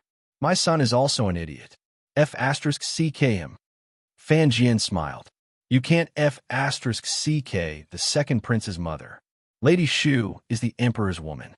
As for the crown prince's mother, you can F***CK her.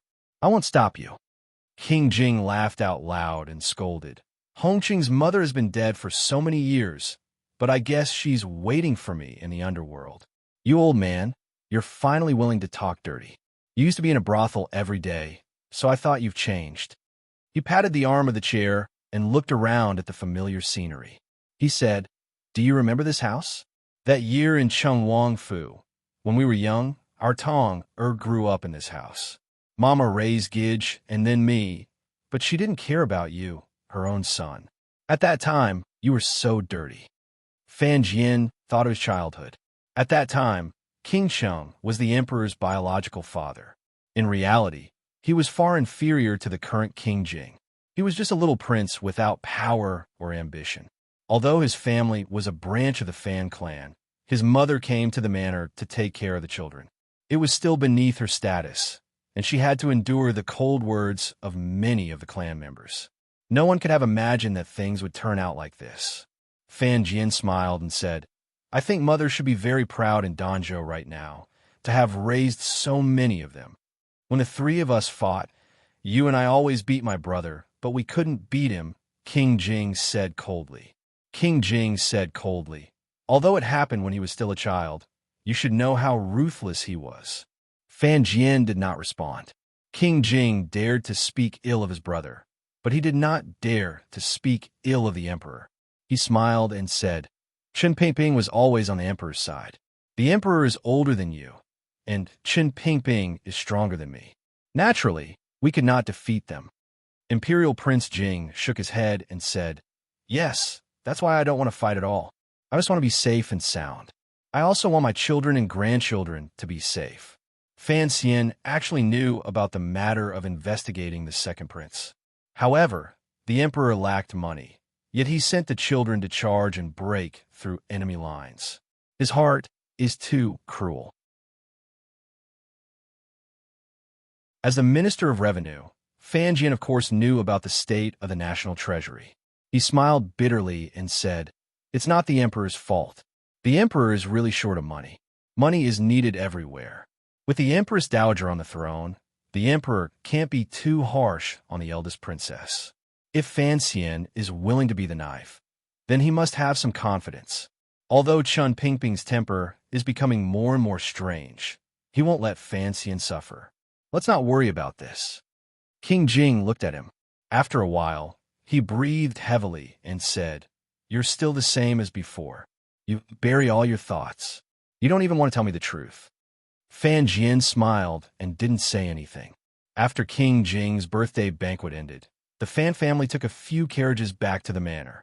Fan Xian led his wife and sister to his own manor. He was a little annoyed. "Where do you go this time? As sisters-in-law and sisters, can't you keep an eye on him?" Lin Wanner stuck out her tongue. She was willing to play mahjong with Fan Xizha, but to keep an eye on a child? She hadn't completely gotten rid of her childishness. But hearing Fan Xian's words, she couldn't help but touch her belly. It had been so long. Why hadn't there been any movement? Ruoro was younger than Wanner by 2 months, but her temperament was calmer. She had always been in charge of Fan Xizha's discipline. But a few months ago, when the palace announced that they were going to marry, her heart began to race. She was so nervous that she began to prepare to run away. Hearing her brother's tone of voice, she knew that he was talking about her. She felt wronged and said, "I know." Fan Xian also felt that his temper was unreasonable. There was no reason for a 16-year-old girl to be a nanny every day. He quickly comforted her. "Don't be angry. I'm just saying." The three of them entered the room, and the servant girl hurriedly brought them tea. Fan Xian picked a small white porcelain cup and drank it. He asked curiously, "Where's Cece and Siki?" Wanner smiled. "They went with us to the manor. We should let them rest first." Fan Xian smiled. "She's a servant girl after all. She's more precious than most young ladies." Hearing this, Wanner suddenly thought of something. "That Shirin, is she Cece?" she asked innocently. Fan Xian spat out a mouthful of tea and waved his hand. "What are you talking about?" Ruoro frowned and thought. "Cece's temperament is like Qingwen's. She's very likable." Fan Xian was silent. He thought that it was a shame that he hadn't copied the 77th chapter of the Red Chamber. Qingwen wouldn't have had a good ending. In fact, he was also in a dilemma regarding Cece and Siki. Logically speaking, Cece should have been taken into his room long ago. He and Cece had grown up together, and their relationship was deeper than that of a normal master and servant girl.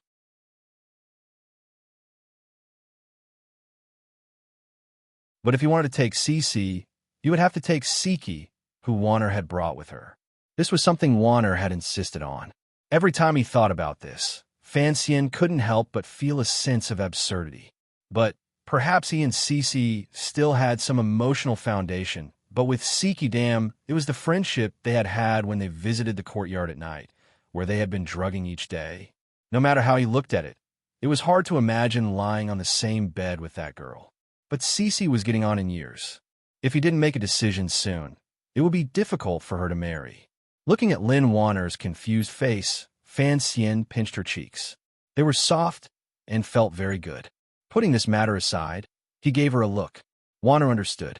She knew that the brother and sister had something to talk about. So she got up and left the room, sending away the servants who were serving in the hall. Do you know what I like about you? Fan Xian poured a cup of tea for his sister and said with a smile. Fan Ruo tilted her head slightly. With a flip of her jade-like hand, she deftly took off the hairpin on her head. She loosened her scalp and shook her head gently. Like a black waterfall, her beautiful hair flowed down to her shoulders. She dipped her finger into the teacup and rubbed it between her brows. Vexed, she said, "Brother, I'm about to die from worry. Don't tease me anymore." Dipping tea and rubbing between the brows to clear the mind and calm the heart was Fan Xian's habit. Ruo had also developed this habit. However, Fan Xian liked cold, leftover tea, while Ruo liked warm, fresh tea. There was not much difference between the brother and sister. "I'm not teasing you." Fan Xian sighed. "Sister, you are truly very calm. Just like today, when the two families in King Jing's manor were talking about marriage, it was already very difficult for me to pretend as if nothing had happened. You are the person involved, yet your face didn't change and your heart didn't jump. It is truly remarkable." Ruo's personality was calm, but when it came to matters concerning her future, she could remain calm for another reason. She looked at her brother and smiled. "When you're not home, I'm a bit nervous. But when you are home, I'm not nervous. You have me." The three calls of brother were like three mountains pressing down on Fan Xian's body, making it impossible for him to wash his hands of this. Fan Xian frowned and said, "His Majesty appointed the marriage. His Highness is happy, and Father is happy. Although the Crown Prince is a bit of a playboy, he is still the most outstanding young man in the capital. It will not be easy to cancel this marriage. Sister, you trust me so much. It makes me feel a bit pressured." Ruo pursed her lips and said, "In any case, I will listen to you." Fan Xian thought for a moment, then said seriously, "You should remember Si Lily, right?" Fan Ruo looked at her brother's expression and nodded with some surprise. "The woman who wanted to kill you." Fan Xian smiled. "Correct. I always felt that she was different from the women of this world. Regardless of whether what she did was right or wrong, at least she dared to think what she wanted and do what she wanted to do. On the day we left Shangjing, I asked her why. Si Lily said that perhaps it was because her family had been destroyed since she was young, and she had no choice but to flee the world. She wandered from place to place, so she had traveled more and experienced more than the average woman of this world." Fan Ruo nodded slightly and said quietly, "You once said that to travel 10,000 li and read 10,000 books is something that is extremely beneficial to one's life." "Correct. This is also why I'm willing to go to Northern Qi. But reading can be done at any time." Fan Xian looked at his sister's warm and pure eyes and said gently, "But to walk the world, to see a different scenery and life, is extremely rare, especially for the young ladies of the capital's official manners." Fan Ruo laughed slightly at herself. "Other than living in Danzhou for a year when I was young, the furthest I have traveled in my life is the Tsang Mountains. Like Wudu, the people of Northern Qi, the scenery of the meadow, I naturally have no luck to see it. Do you want to see it?" Fan Ruo hesitated for a moment, then nodded heavily. As she grew up, Fan Xian's deceitful teachings had been at work, so she was very different from the other daughters of government officials. Every time she thought of the world and the various forms of life that her brother had once described, her heart would stir a little. The women of the kingdom of Qing might be able to wander around the capital before they were married, but after they were married, they were locked up in their manors. Even if they wanted to go out, they were not free. Such a life of confinement. Whenever she thought of the possibility that she might spend the rest of her life in such a muddled state, Her heart was filled with great reluctance. Fan Xian sighed in the depths of his heart. Since he had opened a window in his sister's heart since they were young and let her see the scenery outside, he had the responsibility to help her open a door and help her walk out. Before you marry the crown prince, I will think of a way to send you away, Fan Xian said with narrowed eyes. Fan Xian narrowed his eyes and said, everything is going according to plan. Seeing King Jing's and my father's reactions today, I know that this matter is indeed feasible and not as impossible as I originally thought. Roro was a talented girl in the capital and was exceptionally intelligent. She immediately guessed her brother's intentions. She said with great astonishment, could it be that you want me to become a disciple of Ku He? Fan Xian gently patted her head. His hair floated gently. He smiled and said, have you finally come to your senses? Ruoro's mouth opened wide. Her face was full of disbelief and shock. She muttered to herself for a moment before organizing her words. How is this possible? Why is it not possible? Fan Xian raised his eyebrows. Ku He opening the mountain to accept a disciple. How big of a deal is that? Since he used the move of sending auspicious signs from heaven, it is not limited by territory. My sister is a famous talented girl. Becoming his disciple is giving him face. How could he not accept her? Ruoro knew this was a naughty joke. She lowered her head and said, I don't know martial arts. All paths are interlinked, Fan Xian encouraged her. You are a talented girl.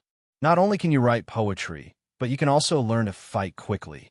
Ku He's a great grandmaster of Tianyi Dao. Of course, he understands this. Fan Ruo suddenly raised her head and looked at him with a not-quite-there smile.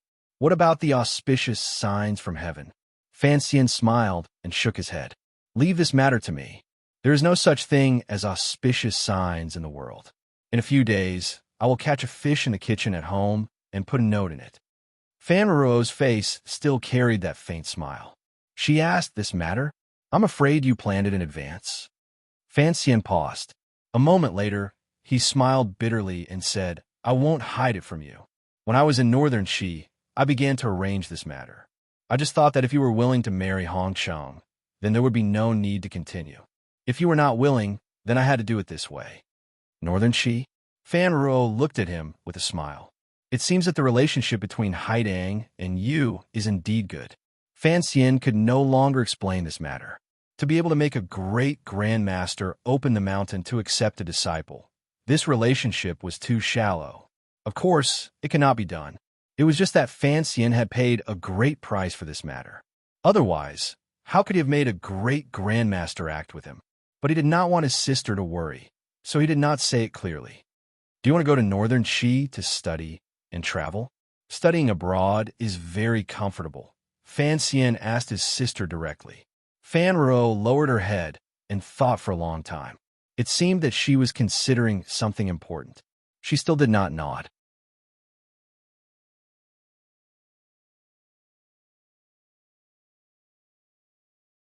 Chapter 280.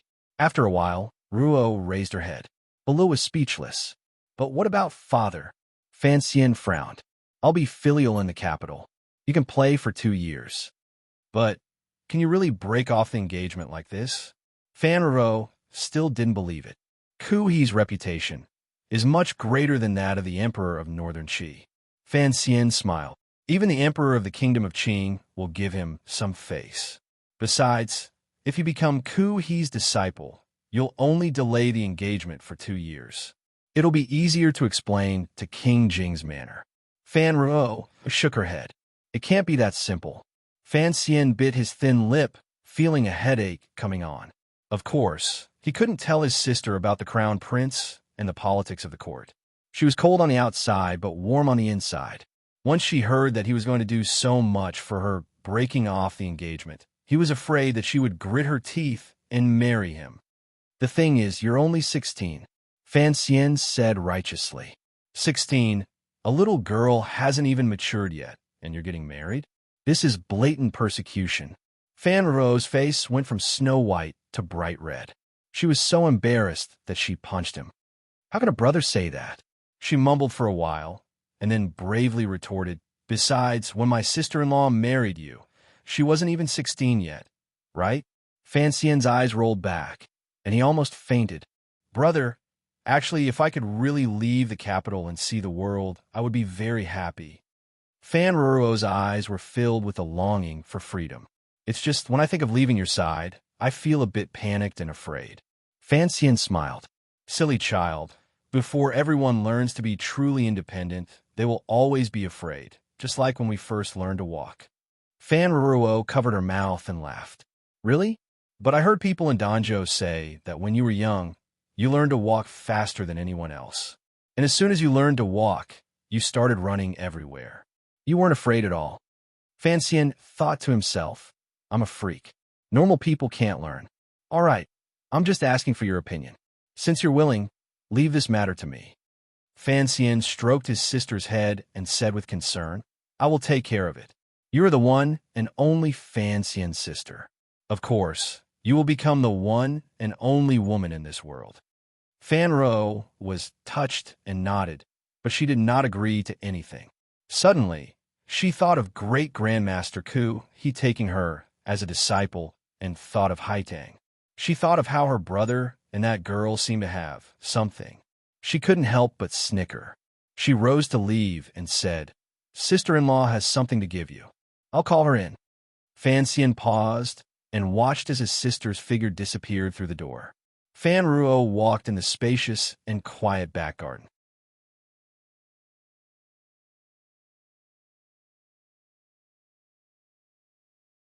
Lin Wanner's eyes widened with curiosity. So cautious? Fan Xian grimaced. More like the world's greatest mischief. He remembered what his sister had said earlier. He couldn't help but ask curiously, My sister said you had something for me. What is it? Lin Wanner gritted her teeth. That little traitor. I wanted to see how you were doing lately before deciding whether or not to give it to you. Fan Xian chuckled. On the contrary, it was for me. Please, your highness, bestow it to me. Lin Wanner pouted her chubby lips. I'm not giving it to you.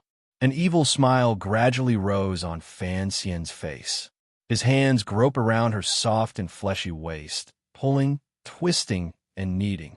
After a panic scream, Wanner finally gave up. Panting, she took out something from her bosom and threw it at Fan Xian's face. Here you go, put me down. A wave of fragrance hit his face. A handkerchief covered his face. Fan Xian unconsciously loosened his hands and pulled it down to take a look. He was stunned. It was an embroidered handkerchief. On it was a pair of mandarin ducks swimming in the blue waves. The cloth was good cloth. This was a tribute from the palace. It was a world-class product woven in Jiangnan. The thread was good thread. Regardless of whether it was gold, yellow, red, or green, the quality of the thread could be seen. Presumably, it was a product chosen by the Suzhou government. The intention was also good. The mandarin ducks were in pairs, and the blue waves rippled. On the water, there was a branch of peach blossoms with 2 or 3 pink flowers. Only, this needlework was really not very good.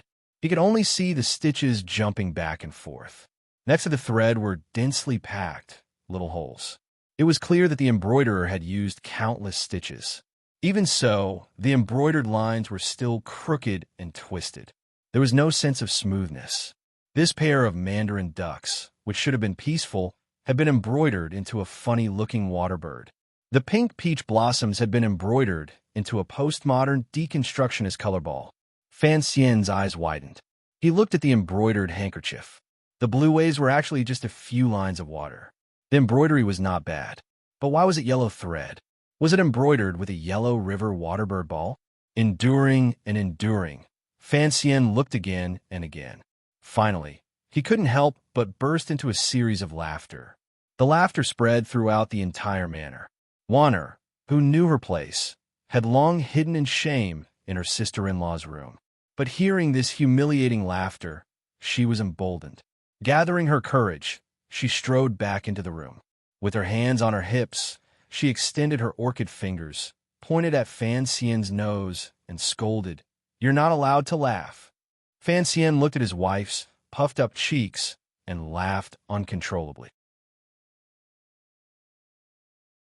He quickly covered his mouth with one hand and covered his stomach with the other, rocking back and forth in the chair like a roly-poly doll. Lynn Warner was embarrassed, angry, and wanted to laugh. She rushed forward and tried to snatch the embroidered handkerchief from Fan Xian's hand. Fan Xian was not willing to give it to her. He grabbed it and put it back into his bosom. With great difficulty, he stopped laughing and said seriously, "Good Warner, this is the first thing you've embroidered for me. Since you've given it to me, you can't take it back." Lynn Warner was of noble birth and had grown up in the palace. She had always been served by nannies and serving girls. She had never done needlework. So when he thought of how his wife had embroidered a handkerchief for him, even though the needlework was a bit coarse, the deep affection it contained made Fan Xian feel very moved. His heart ached as he held his wife's hands and looked at the red dots on her fingertips. His heart ached as he blew on her white fingertips and said, "Next time, don't sew. I'll do it for you. When I had nothing to do in Danzhou, I learned it for a few days." Lynn Warner looked at his concerned expression, and her heart was incomparably warm. But hearing this made her extremely depressed. She muttered, "You married a husband, but he's prettier than you are. You even know needlework. You're so careful." She pouted and was about to cry. "Fan Xian, do you still want me to live? You little fool." Fan Xian lovingly pinched her soft cheeks. "If you don't want to live like this, then I think all the noble young ladies in the capital will collectively commit suicide. Who can you compare to? Compared to a genius like me, you have to know that I can defeat generals in martial arts, compose poems in literature, cause havoc in officialdom when I'm heroic, and sit peacefully when I'm quiet. Who am I? I'm a peerless genius." Hearing him blow his own trumpet and put on a disgusting, narcissistic expression, Lynn Warner's tears turned to laughter. She pointed between his eyebrows and said, "Look at how proud you are." Fan Xian raised his eyebrows and said, "To be able to marry you, of course I have to be proud of myself." Lynn Warner suddenly froze. She reached into his clothes. Fan Xian reached out to protect his chastity. "You said you would give it to me," he said anxiously. "Why are you stealing it?" Lynn Warner's eyes suddenly flashed with a trace of pride. "I'm not stealing this one. I'm stealing yours." Fan Xian froze. He watched as Lin Warner took out a floral handkerchief. He had stolen it from Haitang's head when he had left Shanjing. Lin Warner looked at him with a smile. "Since you want mine, then I'll keep this one." Fan Xian's mind buzzed. He now knew that the reason his wife had endured the pain in her finger and kept trying to sew this handkerchief was because she was jealous. Although he and Haidang had no romantic relationship, with the evidence in hand, he was dumbfounded. He didn't know how to defend himself. He could only mumble, "Warner, you misunderstand. I told you before that Haidang had nothing special about her. How could I, your husband, like her?" Lin Warner snorted. "Your taste has always been different. At first, you praised me for being beautiful every day. I thought it was strange, but I just thought you had a sweet mouth and knew how to coax people. Who would have thought that from Ruo? You really did think I was beautiful." Fan Xian pretended to be angry. "Who dare say my wife is not beautiful?" Lin Warner copied his usual style and shrugged. "No one has ever thought I was beautiful." Lin Warner copied his usual behavior and shrugged. "No one has ever thought that I'm beautiful." Lin Warner covered her mouth and laughed. "No one has ever thought I was beautiful." Fan Xian scratched his head. "Is there really something wrong with my taste?" he asked. She waved the begonia headscarf in her hand and proudly said, "This is mine. You don't have any objections, do you?" She waved the Haidang handkerchief in her hand. "You don't have any objections, do you?" she said proudly. Lin Warner giggled and walked out of the room. Just as she reached the door, she suddenly turned her head. "You better not take Haitang into the room, or you better give up on the idea. You're a man. Holding a handkerchief every day as a remembrance, you have no courage at all. Even I, as your wife, feel embarrassed for you." Fan Xian waved his hand and blew her a kiss. "This shows that I am much purer than you." Lin Warner spat at him. Fan Xian suddenly thought of something important. "Warner," he said nervously, "I remember you just had your birthday. Then, when we get married, you'll be 16, right?" Lin Warner's eyes widened with curiosity. She nodded. Fan Xian patted his chest. That's good. That's good. The next day, outside Fan Manor, in the carriage. Sir, where are we going? Shi Chanli asked his teacher with a headache. His teacher had a smile on his face that day, and he looked very sinister. No one knew what he was planning. The capital was not very peaceful. Did his teacher not want to stop? Fan Xian looked at the embroidered handkerchief in his hand. He looked at the transforming water bird on it and laughed. His heart ached. The handkerchief on Haitong's head had belonged to a 9th-level master. He had taken a great risk to steal it, and now it had been confiscated by his wife. He raised his head and saw the questioning eyes of Shi Chanli and Deng Ziyu. Only then did he come to his senses. He gritted his teeth and said, Let's go. Let's go to Bayou Brothel. My family's business is not going well, so I want to go for a walk. I want to compare embroidery skills with the girls there. You're tuning in to the Romance Rendezvous YouTube channel. We're so grateful for your support, and don't forget to subscribe to join us on this incredible journey through captivating stories. Your generosity through donations truly makes a world of difference, as it's the primary source of revenue that allows me to expand and enhance this channel for you. Thank you from the bottom of my heart for being a part of this adventure.